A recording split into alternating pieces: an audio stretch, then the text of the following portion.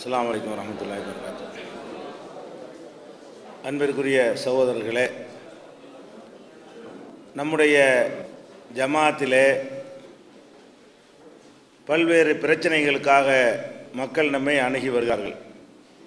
விவாகரத்து, கணவன் தரப்பிலே மனைவி தரப்பிலே விவாகரத்துக்கு வருகிறார்கள். பெற்றோருடைய சம்மதம் இல்லாமல் அவங்களுக்கு தெரியாமல் திருமணம் செய்து கொள்வதற்காக வருகிறார்கள். இரண்டாம் திருமணம் செய்வதற்காக நம்மை அணுகிறார்கள். கொடுக்கல் வாங்கல் பிரச்சனைகளை ஏமாந்து விட்டோம் என்று அதில் நம்மிடத்தில் ஏதாவது உதவி கேட்டு நம்மை அணுகிறார்கள். இது போன்ற பிரச்சனைகளை எப்படி நம்ம அணுகிக் கொள்வது, அதுதான் எனக்கு கொடுக்கப்பட்டிருக்கிற இந்த அமர்வுல உள்ள தலைப்பு. இதற்கு போவதற்கு முன்னாடி சில இந்த ஏற்கனவே சொன்ன இந்த இடம் வாங்குவது சம்பந்தமான ஒரு பிரச்சனையில் சில திருத்தங்கள் உங்களிடத்தில் ஒப்புதல் வாங்க வேண்டியிருக்கிறது. அது ஏற்கனவே நாங்கள் முடிவு செய்து வைத்திருக்கிறோம். இது செயற்குழுவாக மாவட்ட நிர்வாகிகள் இருக்கிறதுனால இதில் அது ஒப்புதல் வாங்க வேண்டியிருக்கிறது. என்னென்னா, நம்ம பைலாவில் எந்த ஒரு சொத்தை வாங்குவதாக இருந்தாலும் பொருளாளர் பெயரில் வாங்கணும் என்று வைத்திருக்கிறோம். கிளையில்னா கிளை பொருளாளர், மாவட்டம்னா மாவட்ட பொருளாளர், மாநிலம்னா மாநில பொருளாளர் என்று தான் நம்ம பைலாவில் இருக்கிறது.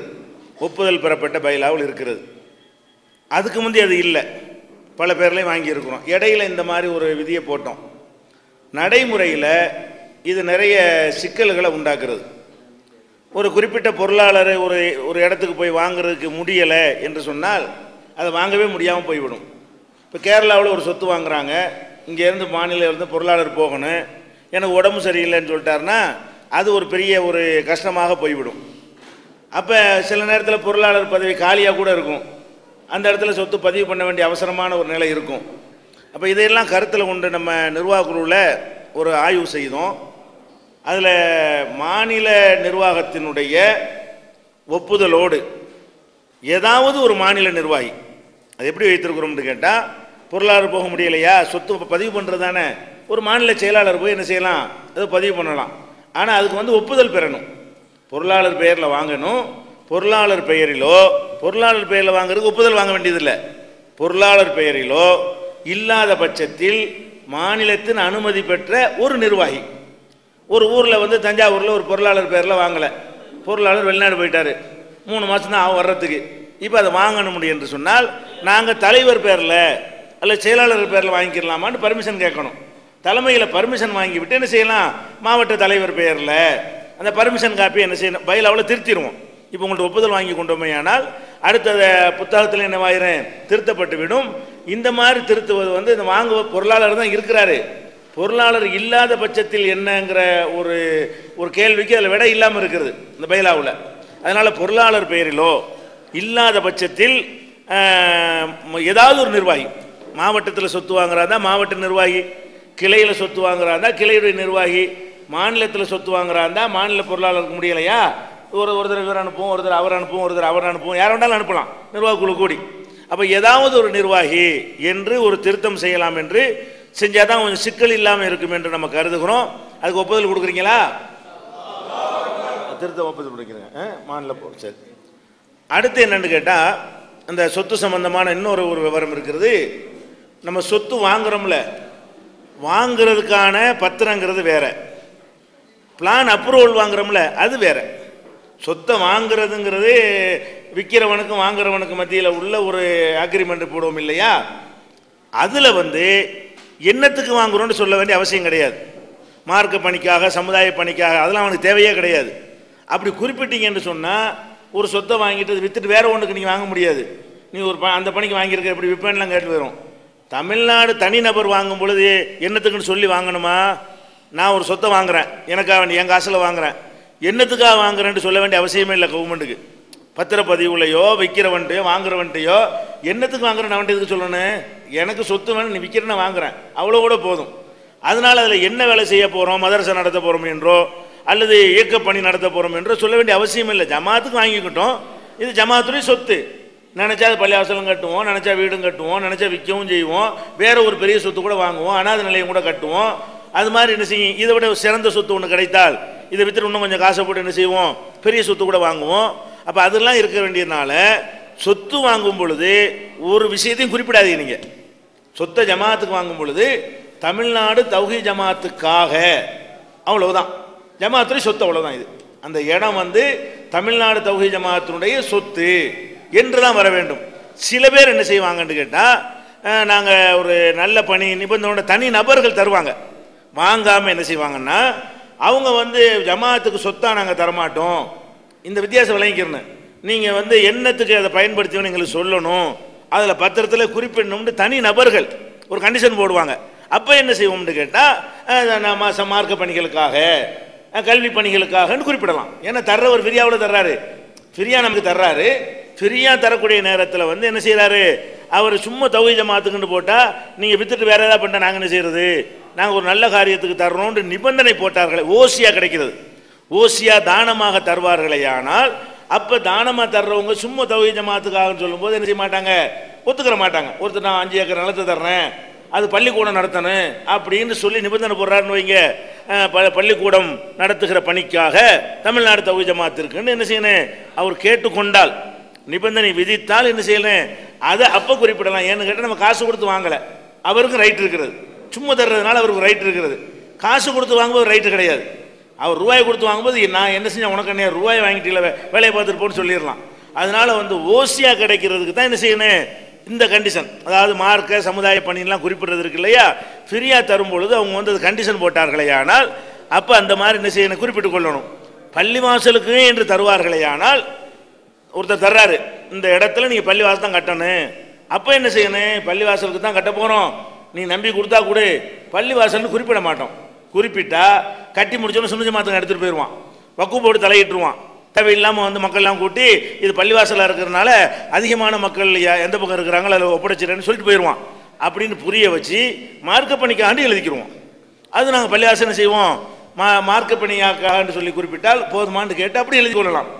ஆனால் சொத்தை நம்ம ஜமாத்துக்குன்னு வாங்கக்கூடிய நேரத்தில் எந்த ஒரு கண்டிஷனுமே கிடையாது. ஜமாத்துக்காகன்னு சொன்னாலே போதும், என்ன செய்ய போகிறோம் என்பதை எதுக்கு எதில் சொல்ல தேவையில்லை, சொத்து வாங்கும்போது சொல்ல வேண்டிய அவசியம் இல்லை. தனி நபர் வாங்கினாலும் சரி, அது மாதிரி வந்து வாடகைக்கு எடுக்கும்போது வாடகை கொடுக்குறவங்க ஒரு கண்டிஷன் போடுவான், கடை வைக்கிறதுக்குன்னு கேட்டால் கடை தான் வைக்கணும், குடி இருக்கிறதுக்கு கேட்டால் குடி தான், வாடகைக்கு அப்படி கண்டிஷன் போடலாம். அவன் கண்டிஷன் போட்டால் குறிப்பிடுவோம். கண்டிஷன் இல்லாமல் விலை கொடுத்து வாங்குறதுக்கு எந்த கண்டிஷனும் நம்மளா போய் சேர்த்துறோன்னு வைங்க, வேற ஒன்றுக்கு நீ மாற்ற இயலாது. 2 கண்டிஷனை போய் எழுதி போட்டீங்கன்னு சொன்னால் வேற ஒரு அதை விட ஒரு சிறந்த பணிக்கு நம்ம செய்யும் பொழுது அது என்னவாக, அது பாதிக்கக்கூடியதாக போயிடும். அதனால் பத்திரத்தில் என்ன குறிப்பிடணும், தமிழ்நாடு தௌஹீத் ஜமாத்துக்காக அப்படின்னு போட்டு பொருளாளர்னு போடணுமா, பொருளாளர் இல்லாமல் வேற ஒருத்தரை போடுறீங்கன்னு வைங்க, பொருளாளர்னு போட்டால் பத்திரத்தில் சும்மா சாதாரணமாக போட்டுடலாம். பொருளாளர் போடாமல் தமிழ்நாடு தௌஹீத் ஜமாத்துக்காக மாவட்ட தலைவர் அப்படின்னு போட்டீங்கன்னு சொன்னால் மாநில தலைமையின் ஒப்புதல் பெற்று மாவட்ட தலைவருக்காக போடணும். ஏன்னா ஒப்புதல் பெறணும், பைலாவில் எழுதிடுவோம்ல, பைலா நாளைக்கு பேசும். பொருளாளர் வந்து விதியில் இருக்கிறதுனால அது சும்மாவே போட்டுடலாம். வேற நிர்வாகி பேரில் பதிவு பண்ணுறதா இருந்தால் அந்த வாசல் எப்படி போடணும், தமிழ்நாடு தௌஹீத் ஜமாத்திற்காக அதனுடைய தஞ்சை மாவட்ட, ராமநாதபுரம் மாவட்ட, மதுரை மாவட்ட தலைவருக்கு மாநில தலைமையின் ஒப்புதல் பெற்று அப்படின்ற என்ன செய்யணும், அந்த வாட்ஸ்அப் டிராப்ட் உங்களுக்கு அனுப்பிடுவோம். வாங்குறதா இருந்தால் டிராப்ட் அனுப்பிடுவோம். புரிஞ்சுக்கிறதுக்காக வேண்டி இதை விளங்கி வைத்துக் கொள்ளுங்கள். இது அடுத்து அப்ரூவல் பண்ணுறோம்ல, போய் அப்ரூவல் வாங்குகிறோம், அரசாங்கத்தில் போய் இடத்த கட்டடமாக ஆக்கணும். கட்டடமாக கட்டணுங்கும் போது தான் அப்ரூவல் பிரச்சனை வரும். இடமாக போட்டு வச்சுருந்தோம்னா அப்ரூவல் பிரச்சனை வராது. கட்டடமாகவே வாங்கியிருந்தோம்னு சொன்னால் வாங்கும்போது கட்டடமாக இருந்துச்சுன்னு வைங்க, அப்ரூவல் மேட் ஒன்றும் வராது. இடிச்சிட்டு கட்டினா அப்ரூவல் பிரச்சனை வரும். அப்போ ஒரு இடத்துல பில்டிங் வேலை செய்யக்கூடிய நிலை வரக்கூடிய நேரத்தில் அப்போ அந்த ஊரில் உள்ள பஞ்சாயத்து போர்டு, முனிசிபாலிட்டி, மாநகராட்சியில் என்ன செய்யணும், அனுமதி வாங்கணும். ஒவ்வொரு ஊருக்கும் ஒரு விதமான விதிமுறைகள் வைத்திருப்பார்கள். அந்த விதிமுறைகள்லாம் கவனத்தில் கொண்டு அந்த ஊரில் என்ன விதிமுறை இருக்கிறது, எந்த கிரவுண்டில் போனால் வரி கம்மியாக வரும் என்பதையெல்லாம் கவனத்தில் கொண்டு அதுக்குரியவர்கள்ட்ட ஆலோசனை பெற்று என்ன செய்யணும், அந்த ஃபார்முலா பிரகாரம் கமர்ஷியல் மாதிரி காட்டினீங்கன்னா அதிகமாக வரி போட்டு விட்ருவான். வருஷம் கட்டுற வரியை ரொம்ப அதிகமாக போயிடும். அப்போ அந்த மாதிரி போடாமல் என்ன மாதிரி போட்டால் அந்த பஞ்சாயத்து விதிமுறையை எடுத்து பார்க்கணும். ஒவ்வொரு முனிசிபாலிட்டிலையும் ஒரு விதி வச்சிருப்பான். அதில் வரும்பொழுது எந்த கிரவுண்டில் போனால் நமக்கு அதிகமான வரி கட்ட வேண்டி வராது என்று பார்த்து அதுக்கு ஏற்றவாறு என்ன செய்யணும், அப்புறம் வாங்கணும். வாங்கும் பொழுது எக்காரணம் கொண்டு நம்ம கட்ட பள்ளிவாசல் தான், பள்ளிவாசல் குறிப்பிடக்கூடாது. இல்லை விளைக்கணும், பள்ளிவாசல் தான் நம்ம கட்டினாலும் இது பள்ளிவாசலுக்காக அப்புறம் கட்டிங்கன்னு வைங்க, அதில் 2 சிக்கல் வரும். ஒன்று என்னன்னு கேட்டால், பள்ளிவாசல் கட்டுறதுக்குண்டு ஒரு இடத்துல கோயில் கட்டுறாங்கன்னு வைங்க, நினச்ச இடத்துல கோயிலை கட்டிடலாம். யாரும் வந்து நம்ம நாட்டில் அப்படி நடைமுறை சட்டம் இருக்கிறது. சட்டம் இருக்கிறனால தான் வந்து பள்ளிவாசலுக்கு அப்படி கிடையாது. அதுக்கு வந்து யாராவது அப்ஜெக்ஷன் பண்ணாங்கன்னா அனுமதி இல்லைன்னு சொல்லலாம். அப்படி இருக்கு ரூலு. அதனால தான் திமுகவுடைய தேர்தல் அறிக்கையில் கூட குறிப்பிட்டாங்க, இந்த ரூலை நாங்கள் மாற்றிடுவோம், இந்த மாதிரி பள்ளிவாசலுக்கும் கோயில்களுக்கு போல பொது சட்டம் கொண்டு வருவோண்டாங்க. அவங்க தோற்று போயிட்டாங்க. தேர்தல் அறிக்கையில் சொல்கிற அளவுக்கு சட்டம் பாரபட்சமாக இருக்கிறது. கோவில் எந்த இடத்துல வேணாலும் கோயில் கட்டி கொள்ளலாம். பள்ளிவாசல் கட்டுறதா இருந்தால் அதுக்கு என்ன செய்வான், பள்ளிவாசல் அப்ரூவல் கேட்டிங்கன்னா அந்த இடத்துல ஒரு போர்டு எழுதி வைக்கும்பான். 2 வருஷத்துக்கு கிடக்கணுமா அந்த போர்டு. இது பள்ளிவாசல் எவனா ஆட்சேபிக்கிறாங்களான்னு பார்ப்பாங்களாம். ஒருத்தனை ஆட்சேபிக்காட்டி தான் உங்களுக்கு அனுமதி தருவோம் வாங்க. பள்ளிவாசல்னு போனீங்கன்னா இப்படியெல்லாம் நிறைய தேவையற்ற கண்டிஷன் எல்லாம் போட்டு கடைசியில் வந்து தகராறு வரும், கம்ப்ளைண்ட் பண்ணுறாங்க, வகுப்பு கலவரம் வந்துடும். அதனால் உங்களுக்கு இந்த இடத்துல பள்ளிவாசலுக்கு அனுமதி இல்லைம்மா. எந்த இடத்துல கட்டினாலும் எவனை ஆட்சேபிக்காமல் இருப்பானா? பள்ளிவாசல்னா மாற்று மதத்தில் இந்து முன்னணிக்காரன் ஆட்சேபிச்சிருவான். நம்ம தௌஹீத் ஜமாத் பள்ளிவாசல்னா மற்ற எப்போன்னு காத்துக்கிட்டு இருக்கிறான். ஒரு ஆட்சேபனை கடிதம் போனால் போதும் அனுமதி இல்லைன்றாங்க. அப்போ இவ்வளோ பெரிய விதிமுறைகள்லாம் இருக்கிறதுனால நீங்கள் பள்ளிவாசல் கட்டுறதா இருந்தால் பள்ளிவாசல்னு சொன்னால் சிக்கலாக போயிடும். அது கட்டவே இயலாது. வணங்குதா? ஒரு ரிஜெக்ட் பண்ணிட்டான்னு சொன்னால் அது மாற்றி கீத்து கொண்டு வருவதற்கு பெரிய முயற்சி எடுக்க வேண்டி வந்துடும், முடியாமல் கூட போயிடும். அப்போ இடமா தான் கிடக்கும். அதனால இது ஒரு சிக்கலாயிரும். அப்படி தப்பி தவறி பள்ளிவாசலை கட்டி முடிச்சிடுவோன்னு வைங்க. முடிச்சோன்னு என்ன செய்வாங்க, நான் வக்ஃப் போர்டில் இருந்து நோட்டீஸ் அனுப்பி உங்கள் பள்ளிவாசல் நீங்கள் கட்டியிருக்கிறீங்க, வக்ஃப் போர்டில் பதிவு பண்ணிடுங்கம்பாங்க. பதிவு பண்ணிக்கிறோமா, உங்கள் பள்ளிவாசல் தேர்தல் நடத்தணும், நாங்கள் வந்து தேர்தல் நடத்த வருவோம்பாங்க. ஊர் மக்களுக்கெல்லாம் அழைப்பு கொடுமாங்க. நம்ம தௌஹீத் மக்கள்கிட்ட கஷ்டப்பட்டு வாங்கின காசை வச்சு பள்ளிவாசல் நடத்தி நம்ம 50 பேர் இருப்போமா, 500 பேர் கூட்டி வச்சுக்கிடுவாங்க. நம்ம 50 தௌஹீத்வாதி 500 குராபிகளை கபர் வணங்கி ஒன்றா வச்சுக்கிட்டு எலெக்ஷன் நடத்துகிறோன்னு சொல்லி பள்ளிவாசலத்தை அவன்கிட்ட கொடுத்துட்டு போயிடுவாங்க. அப்போ பள்ளிவாசல் என்ற பெயரில் நீங்கள் வந்து ரெக்கார்டில் அப்ரூவல் வாங்கும் பொழுதோ அது மாதிரி பிளான் போடும் பொழுதோ அப்படி காட்டினீங்க என்று சொன்னால் அது என்னவாயிரும், கட்டக்கூடிய நேரத்தில் அது வக்ஃப் போர்டு தலையிடுவதற்கான வாய்ப்பு வந்து இருக்கிறது. தலையிட்டால் நம்ம எதுக்காக வேண்டி இவ்வளோ கஷ்டப்பட்டு ஒரு பள்ளிவாசலை வாங்கினோமோ அது நம்மளை விட்டு போயிடும். அதனால என்ன செய்யணும், அப்ரூவல் கேட்கும் பொழுது எங்கள் தமிழ்நாடு தௌஹீத் ஜமாத்தினுடைய மர்கஸுக்காக, மர்கஸ்னா என்னென்னு கேட்பான். மர்கஸ்னா அலுவலகம்னு விளக்கம் சொல்லிக்கிறேன் வாயினால். மர்கஸுக்காகன்னு கேட்டு, மர்கஸ்னா என்ன, மர்கஸ்னா ஆஃபீஸ். எங்கள் ஆஃபீஸை வந்து எங்கள் ஜமாத்தில் வந்து ஆஃபீஸை மர்கஸ் தான் சொல்லுவோம். இப்படி மர்கஸ்னு அரபி வார்த்தையை போட்டுவிட்டால் பல விஷயங்கள் பின்னாடி நமக்கு உதவும். நம்ம கொடுக்குறது விளக்கம் ஆகிக்கணும். அது அலுவலகம்னு தமிழில் போடாமல் என்ன செய்யணும், தமிழ்நாடு தௌஹீத் ஜமாத்துடைய மர்கஸுக்காகன்றன்னு. மர்கஸ்னா என்னடா என்ன செய்யணும், அலுவலகம். அப்படி ரொம்ப எழுதுங்கண்டு வற்புறுத்தினாண்டா அலுவலகம்னு என்ன செய்யணும் போட்டுற வேண்டியதான். அலுவலகம் கட்டணும். நாங்கள் ஒரு இயக்கம், நாங்கள் செயல்படுவதற்கு ஒரு ஆஃபீஸ் வேணும் அப்படின்னு சொல்லி தான் நீங்கள் என்ன செய்யணும் அப்ரூவல் வாங்கினா மறுக்க முடியாது. ஒவ்வொருத்தரும் வீடு கட்டுறதுக்கு அனுமதி இருக்கிற மாதிரி ஒரு கட்சிக்கு அலுவலகம் கட்டுறதுக்கு அனுமதி இருக்கிறது. அதுக்கு எந்த ஒரு ரெஸ்ட்ரிக்ஷன் பண்ண முடியாது, கண்டிஷன்லாம் பண்ண முடியாது. அப்படி இப்படி செய்யலாம், நமக்கு ஸ்பெஷல் விதி போட முடியாது. எல்லாருக்கும் என்ன விதி அந்த விதி தான் நமக்கு வரும். ஒரு கடை கட்டுறதுக்கு ஒரு வீடு கட்டுறதுக்கு என்ன ரூல் இருக்கிறதோ அதைத்தான் நமக்கும் சொல்ல முடியுமே தவிர நீ அலுவலகம் கட்டக்கூடாது போர்டு எழுதி போடலாம் கேட்க இயலாது. எங்கே வேணால் நான் அலுவலகம் கட்டுவேன். நான் ஒரு இயக்கம் வச்சுருக்கேன், இயக்கத்தின் பேரில் சொத்து சட்டப்படி வாங்கியிருக்கிறேன், அரசாங்கத்துக்கு வரி செலுத்தி பத்திரத்துக்கு வரி செலுத்தி நான் அந்த சொத்தை வாங்கியிருக்கிறேன். அதில் அலுவலகம் கட்டுறதுக்கு நீ என்னடா கட்டக்கூடாதுன்னு சொல்கிறேன்னு கேட்டு பண்ணலாம். எந்த பஞ்சாயத்துலையும் என்ன செய்ய முடியாது. முஸ்லீமே இல்லாத ஒரு ஊரில் போய் கூட நம்ம என்ன செய்யலாம், அலுவலகத்தை கட்டலாம், காட்டில் கூட கட்டலாம், எவனும் கேட்க இயலாது. அப்போ அந்த மாதிரி இருக்கிறதுனால அலுவலகத்திற்காக மர்கஸ் போடுங்க. மர்கஸ்னா புரியாது, என்ன வேற எங்களுக்கு தெரியலைன்னு சொன்னீங்கன்னா அலுவலகம் போட்டுக்கிறங்க. முடிஞ்ச அளவுக்கு அதிலே ஓட்ட பாருங்கள். முடியாட்டி என்ன செய்யுங்க, அலுவலகம்னு போட்டால் அது பார்த்துக்கலாம். அலுவலகம்னு போட்டோம்னு சொன்னால் அலுவலகத்துக்கு அனுமதி வாங்கி அலுவலகத்தை என்ன செய்ய வேண்டியது, கட்ட வேண்டியது தான். கட்டிக்கிட்டு முடிச்சுட்டு தொழுகை நடத்தும் போது தொழுகைகள்லாம் நடத்தக்கூடிய நேரத்தில் கூட உடனே பள்ளி வாசல் திறப்புல அப்படி போட்டு பண்ணி ஆட்சேபணம் பண்ணாண்டா ஆர்டிஓ சார்ந்து குழப்பி விட்டுருவாங்க. நீங்கள் வாட்டுக்கு அலுவலகம் கட்ட வேண்டியது கேஷுவல், அது வாட்டுக்கு தொழுகை நடந்துக்கிட்டே இருக்கணும். அது வாட்டுக்கு என்ன செய்யணும், மக்கள் வரணும் போகணும். ஏன்னா அது கேட்டான்னு சொன்னால் அலுவலகத்துக்கு வரும்போது தொழுகை நேரம் தான் தொழுவோம், போய் வேலையை பார்த்துக்கிட்டு. அலுவலகம் இது, அந்த தொழுகை நேரத்தில் ரோட்டில் கூட நாங்கள் தொழுவோம். தொழுகை நேரத்தில் உட்காந்துருந்தா என்ன செய்வோம், தொழுகையை நடத்திக்கிடுவோம், அலுவலக பணியை நாங்கள் பார்த்துக்குருவோம். இன்றைக்கி அலுவலக பணியை நாங்கள் பார்த்துக்குருவோம் அப்படின்னு என்ன செய்யணும், அதை சொல்லணும். அப்படியே ஒரு 3 மாதம் 6 மாதம் ஆன பிறகு அது வந்து தொழுகை தலம்னு ஆயிருமா, அப்புறமேல் போடப்பட்டாலும் சரி ஒன்றும் பண்ண முடியாது. அதுக்கப்புறம் அப்படி ஒரு 6 மாதம் ஒரு வருஷம் ஓடின பிறகு நீங்கள் இது பள்ளிவாசல்லே போட்டாலும் நடந்து முடிஞ்ச ஒன்றில் என்ன செய்ய மாட்டாங்க, வந்துக்கிட்டு பள்ளிவாசலில் கரெக்டாக பஞ்சாயத்தை போய் என்ன செய்வான், ஒரு வருஷமாக இருக்காங்க வேலை பார்த்து போங்களான்னு விரட்டி விட்டுருவான். எவனா ஆட்சேபனை பண்ணனா. அப்போ ரெக்கார்டில் என்ன செய்யக்கூடாது, பள்ளிவாசல்னு காட்டக்கூடாது. நடைமுறையில் வந்து கிராஜுவலாக கொண்டு வரணும், படிப்படியாக கொஞ்சம் கொஞ்சமாக அது என்ன செய்யணும், பள்ளிவாசல் மாதிரி ஆக்கி கொண்டு வரணுமே தவிர எடுத்தவனை குழாயை கட்டி மைக்க கட்டி பள்ளிவாசல் திறப்புலாம் நோட்டீஸ் அடித்து போட்டிங்கன்னு வைங்க, கட்டும்போது உள்ள மாதிரியான பஞ்சாயத்தை திறக்கும் போது உண்டாக்கி விட்டுருவான். இது பள்ளிவாசலில் பிரச்சனை இருக்கிறது, ஆர்டிஓ விசாரணை பண்ணணும் அப்படின்னு சொல்லி என்ன செஞ்சிருவான், அதை கெடுத்து விட்டுருவான். அதனால் வந்து இந்த இதை ஒரு நீங்கள் கவனத்தில் கொள்ள வேண்டும். அனுமதி வாங்கும் பொழுது இந்த பள்ளிவாசல் வார்த்தையை குறிப்பிடக்கூடாது, மதரசான்னு குறிப்பிடக்கூடாது. மதரசாவிலும் வக்கு போட்டு தலையிடலாம். மதரசா, தர்கா, பள்ளிவாசல் இதுலையும் என்ன செய்யலாம், வக்கு போட்டு தலையிடலாம். அப்போ தர்காவை நம்ம டாபிக் தர்கா வராது. ஒரு மதரசாவே நம்ம கட்டுறதா இருந்தால் கூட அலுவலகம் தான் நீங்கள் போட்டுக்கணும். மதரசாண்டு போட்டிங்கன்னா மதரசாண்டா வக்ஃபு சொத்தது, நீங்கள் வக்ஃபில் பதிவு பண்ணுங்கம்பாங்க. அது நிர்வாகி யாருங்கிறத வந்து நாங்கள் வந்து நின்று நடத்துவோம்பாங்க. கடைசியில் என்னவாயிரும், இந்த அஹ்லதீஸ் பள்ளிவாசல்லாம் நிறைய ஊர்களில் சுன்னத் ஜமாத்துக்காரங்க கையில் போச்சு. அவங்க தௌஹீதுக்காக தான் கட்டினாங்க. பள்ளிவாசன் போட்டு என்ன செஞ்சாங்க, ரெக்கார்டு வரைக்கும் ஆக்கி வச்ச உடனே கடைசியில் என்னவாச்சுன்னா அந்த பள்ளிவாசல்கள்லாம் இந்த பாண்டிச்சேரி அஹ்லதீஸ் பள்ளின்னு பேராக இருக்கும், அது மதுஹபுக்காரங்க கையில் இருந்துக்கிட்டு இருக்கீங்க, தேர்தல் நடத்தி இப்படி கைப்பற்றி கொடுத்துருவாங்க. அந்த மாதிரி வரக்கூடாது என்று சொன்னால் நீங்கள் வந்து அலுவலகம் என்று தான் போட்டு என்ன செய்யணும், அப்ரூவல் வாங்கணும். பிளான் பண்ணும்போது பத்திரத்தில் கிடையாது. பத்திரத்தில் அலுவலகம்லாம் சொல்ல தேவையில்லை. எங்களுக்கு சொத்து காலி இடமா கூட போட்டு வச்சுருப்போம், அப்புறம் விற்று கூட வேறு ஒன்று வாங்குவோம். சொத்து வாங்குறோன்னு நிறுத்திக்கிறங்க. பஞ்சாயத்து போர்டில் முனிசிபாலிட்டியில் அப்ரூவல் வாங்கக்கூடிய நேரத்தில் அலுவலகம் என்று மாத்திரம் என்ன செய்யணும், பயன்படுத்தி கொண்டீர்களே ஆனால் அது என்னவா வேண்டாம் ஆக்கிக்கிறலாம். இது வரைக்கும் என்ன கேட்டீங்க, அதாவது லெட்டர் பேடு புக்கு அதெல்லாம் பள்ளிவாசல் அப்ரூவலை மட்டும்தான் நீங்கள் பார்க்கணும். ரசீது புக்கு அதெல்லாம் பள்ளிவாசல் இருக்குன்னு வைங்களேன், அவன் வந்து கேட்பான் என்ன பள்ளிவாசல்னு சொல்லி. அப்படியே அந்த பையன் அவனை நடவடிக்கை இருப்போம் சார், அவர் செஞ்சுட்டார் பள்ளிவாசல் அப்படின்னு இருக்க வேண்டியது. அவனதா என்ன செஞ்சுக்கிறேன்னு, நம்ம நாட்டில் எல்லாத்துக்கும் வழி இருக்கிறது. அது என்ன செஞ்சிடணும்னா பள்ளிவாசல் இல்லை, இது வந்து அலுவலகம் தான். அந்த பையனை வந்து அடிக்கணும், தப்பாக அடிச்சுனா சார் வந்து நடவடிக்கை இருக்கும் சார், நோட்டீஸ் அனுப்பியிருக்கோம், பள்ளிவாசல் கிடையாது அலுவலகம் தான் வேண்டியதான். வழங்குதா, அதுக்கெல்லாம் வழி இருக்குது. அப்படி சந்திக்கும் போது கேட்டுக்கிறங்க. எல்லாத்துக்கும் நம்ம நாட்டில் என்ன இருக்குது, அது அப்படி சட்டத்தை அப்படி போடுறான்ல தேவையில்லாமல். கோயில் கட்டுற மாதிரி பள்ளிவாசலும் ஈஸியாக்கி விட்டான்னு நம்ம எப்படி செய்ய போகிறோம். அவன் தேவையிட்ட கெடுபடி பண்ணும்போது நம்மளும் என்ன செய்யணும், அந்த ரூப்பில் அது நுழைஞ்சிக்கிட்டு நம்மளும் தப்பிச்சு ஓடி போயிட வேண்டியதான். எல்லாரும் தப்பிக்கிற மாதிரி நம்மளும் என்ன செய்யணும், தப்பிச்சுக்கிறேன். லெட்டர் பேடை காட்டினா லெட்டர் பேடு எங்கே இது இல்லையா, யாரும் செஞ்சுருக்காங்கன்ற வேண்டியதான். வழங்குதா, அது இப்போ பள்ளிவாசல் நடத்துறீங்களான்னு கேட்டால் பள்ளிவாசல் கிடையாத.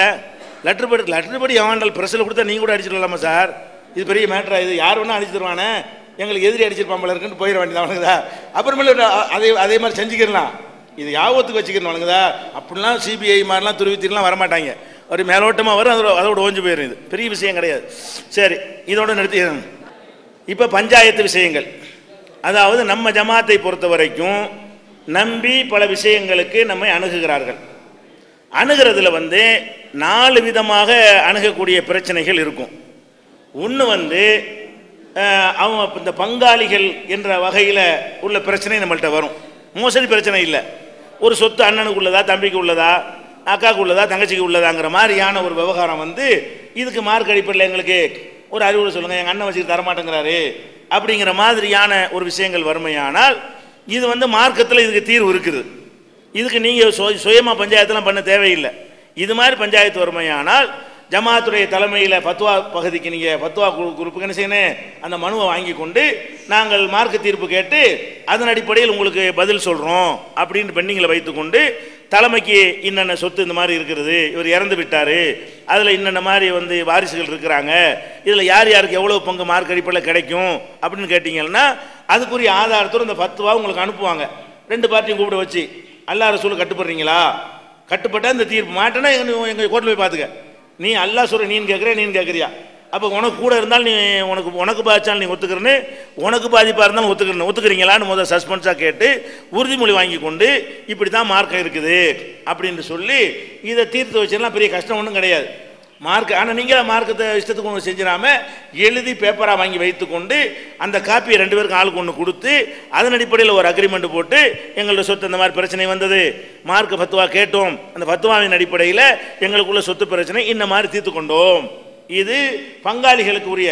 பங்காளின்னா வந்து வாரிசு முறையில் உள்ள பங்காளியாக இருக்கலாம், அல்ல நம்மளாக ஏற்படுத்தி கொள்ள தொழில் பங்காளி, இந்த மாதிரி கூட்டாளிகளாக இருக்கிறோம் இல்லையா, அது மாதிரி உள்ள விஷயங்கள்லாம் வரும் பொழுது இதை வந்து ஈஸியாக என்ன செஞ்சிடலாம், தீர்த்திடலாம். அடுத்து என்னென்னு கேட்டால் இது ஒரு வகை, என்ன அவன் ஏமாற்றிட்டான், விசா வாங்கி தர்றேன்டான், வெளிநாட்டு வேலை வாங்கி தர்றேன்டான் அப்படின்னு சொல்லிட்டு ஒருத்தன் வந்து பாதிக்கப்பட்டவன் நம்மளை வந்து அணுகுவான். நம்ம வந்து அரசாங்கம் ஒன்றும் நடத்தலை, இதில் நம்ம வாங்கி கொடுக்க இயலுமா, நமக்கு வாங்கி கொடுக்க முடியாது.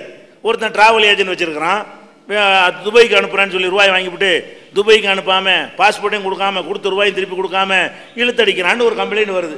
இந்த மாதிரியான கம்ப்ளைண்ட் வறுமையானால் அதை வந்து நம்ம ஒரு இழுத்து கொண்டாந்து கட்ட பஞ்சாயத்து பண்ணுற மாதிரி அவனை கூட அடிக்க முடியுமா? நம்மளால் ஏதாவது செய்ய முடியுமா? அதான் ஒன்றும் முடியாது. அப்போ அந்த மாதிரி இருக்குமையானால் உங்களுடைய நிலைமையை நீங்கள் என்ன செய்யணும், எடை போடணும். அந்தந்த மாவட்டத்தில் உள்ள உங்களுடைய வலிமை என்ன?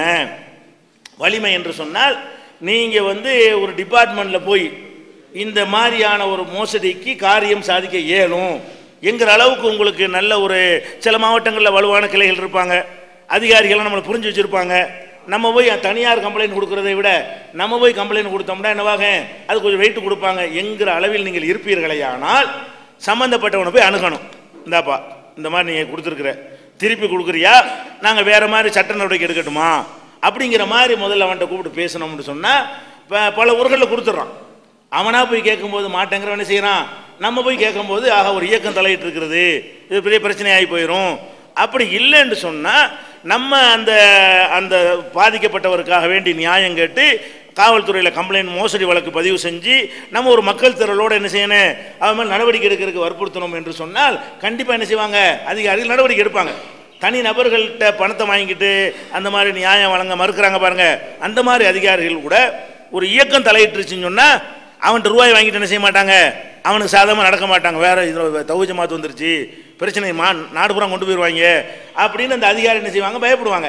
இப்படி தான் செய்து கொள்ளணுமே தவிர உடனே ஆளை தூக்கிட்டு வச்சு கட்டி வச்சு அடித்து உதச்சி கொடுக்குறியா இல்லையா, இந்த விளையாட்டு நம்ம ஜமாத்தில் செய்யவே கூடாது. கட்ட பஞ்சாயத்துக்கு நம்ம ஜமாத்துக்கு என்ன இல்லை, எல்லாமே சட்டப்படி நீங்கள் செய்யுங்க. அந்த சட்டப்படி செய்ய முடியும். நம்ம மாநில தலைமைக்கு எத்தனை புகார்கள் வருகிறது, எவ்வளோ பணம் கொடுத்து ஏமாந்தவன்லாம் அணுகிறான். அவங்களுக்கெல்லாம் நம்ம என்ன செய்கிறோம், நம்முடைய அந்த செல்வாக்கை பயன்படுத்துகிறோம் அதிகாரிகள் மட்டத்தில். அவன்கிட்டையும் சொல்லி ஒரு பெரிய எங்கள் ஜமாத்தில் புகார் வந்திருக்குது, நீ நியாயம் வழங்கலைன்னு சொன்னால் வேறு விதமான நடவடிக்கைகள்லாம் வரும் என்று அந்த மாதிரி சொல்லியே என்ன செஞ்சுருக்கிறோம், நிறைய பேருடைய இதில் வாங்கி கொடுத்துருக்குறோம். அது இயலுமாக இருந்தால் அதை செய்யுங்க. நீங்கள் பலவீனமாக அந்த மாவட்டங்களாக இருப்பீர்களே, ஆனால் இப்படி ஒரு வழக்கு வந்திருக்கிறது, இதை எங்களுக்கு அதை ஒன்றும் செய்ய முடியலை என்று மாநிலத்துக்கு நீங்கள் ஃபார்வர்ட் பண்ணி அனுப்பிடுங்க. மாநிலம் தலையிட்டுக்கணும். அந்த மாதிரி அவன் நியாயம் வாங்க வேண்டியிருக்குது, ஒருத்தன் பாதிக்கப்பட்டிருக்கிறான், உங்களுக்கே இந்த மாதிரி அதிகாரிகளை சந்தித்து அந்த நியாயத்தை வாங்கி கொடுக்க இயலும் என்று இருந்தால் சம்மந்தப்பட்ட பார்ட்டிகிட்ட பேசி தௌஹீத் ஜமாத் தலையிட்டு அவனும் பயப்படுவான் என்கிற மாதிரியான ஒரு நிலைமை இருந்தால் நீங்கள் தலையிட்டு நியாயம் வாங்கி கொடுங்க. முடியாத விஷயங்களாக இருந்தால் இதில் அந்த மாதிரி வருது, ஏமாற்றப்பட்டிருக்கிறான் உண்மையாக தெரிகிறது, இதில் தலைமை தலையிட்டு அவங்களால என்ற உதவிகளை செய்யுங்கன்ட்டு அனுப்பி விட்டீங்கன்னா அந்த பஞ்சாயத்தை தலைமை நெஞ்சிறேன் முடியும்னா அதுவும் முடியும்னு சொல்லலாமா. அரசாங்கம் நடத்தலை, அது யார் எதிர்பார்த்து யார் என்ன எல்லாத்தையும் அனுசரித்து ஒரு 75% வெற்றி பெறலாம், ஒரு 25% ஃபெயிலியராகவும் போயிடலாம். ஏன்னா சொல்ல முடியாது, அவன் ஓட்டாண்டியாக இருப்பான், வாங்கணும் நெசமாக இருக்கும். இப்போ இருக்காது, என்ன செய்வாங்க, வாங்கணும் நெசமாக இருக்கும். அவன் அதிமுகவுடைய மாவட்ட செயலாளர் இருப்பான், போலீஸ் கை வைப்பானா, திமுக ஆட்சியாக இருந்தால் திமுகவுடைய பிரமுகராக இருப்பான், அதை உங்களோட வேலையை பார்த்துட்டு போயிடுவானா இல்லையா. அப்போ நீ ஏமாந்துன்னு அதான் செய்ய முடியுமே தவிர நம்மளால் ஒன்றும் செய்ய முடியாது. கம்ப்ளைண்ட் விடலாம், கேஸ் போட சொல்லலாமே தவிர எல்லாத்தையும் வாங்கி கொடுப்போம்லாம் சொல்ல முடியாது. நமக்கு எந்த அளவுக்கு முடியுமோ அந்த அளவுக்கு செய்யலாம். நம்ம ஒரு அரசாங்கம் நடத்தவில்லை என்பதை இரண்டாவது விஷயமாக கவனத்தில் வைத்துக் கொள்ள வேண்டும். இந்த மாதிரியான விஷயத்துக்கும் வருவார்கள். அடுத்து என்னென்னு கேட்டால், நம்ம சின்ன சின்ன விஷயங்கள் முடிஞ்சு பெரிய விஷயம் பெரும்பாலும் வருவோம். நம்ம சகோதரர்களுக்கு மத்தியில் உள்ள அடிச்சான் முடிச்சான் தகராறு, திட்டினான் பேசினா அடிச்சு, இந்த மாதிரி காசு சம்பந்தம் இல்லாமல் அந்த மாதிரி பஞ்சாயத்தில் அப்படி சொல்லிட்டான் இவன் இப்படி சொல்லிட்டான். நிர்வாகிகளுக்கு கிளை நிர்வாகிகளுக்குள்ளோட பஞ்சாயத்து வரும், தலைவரும் எல்லாரும் சண்டையாக போயிடும். இவரும் கொஞ்சம் கடுமையாக பேச அவரும் கடுமையாக பேச அது ஒரு பஞ்சாயத்தாக என்ன செய்வாங்க, ரெண்டு பக்கம் திருப்பிட்டு இருப்பாங்க. அதை விசாரிக்கணுங்கிற ஒரு நிலைமை மாவட்டத்துக்கு வரும்.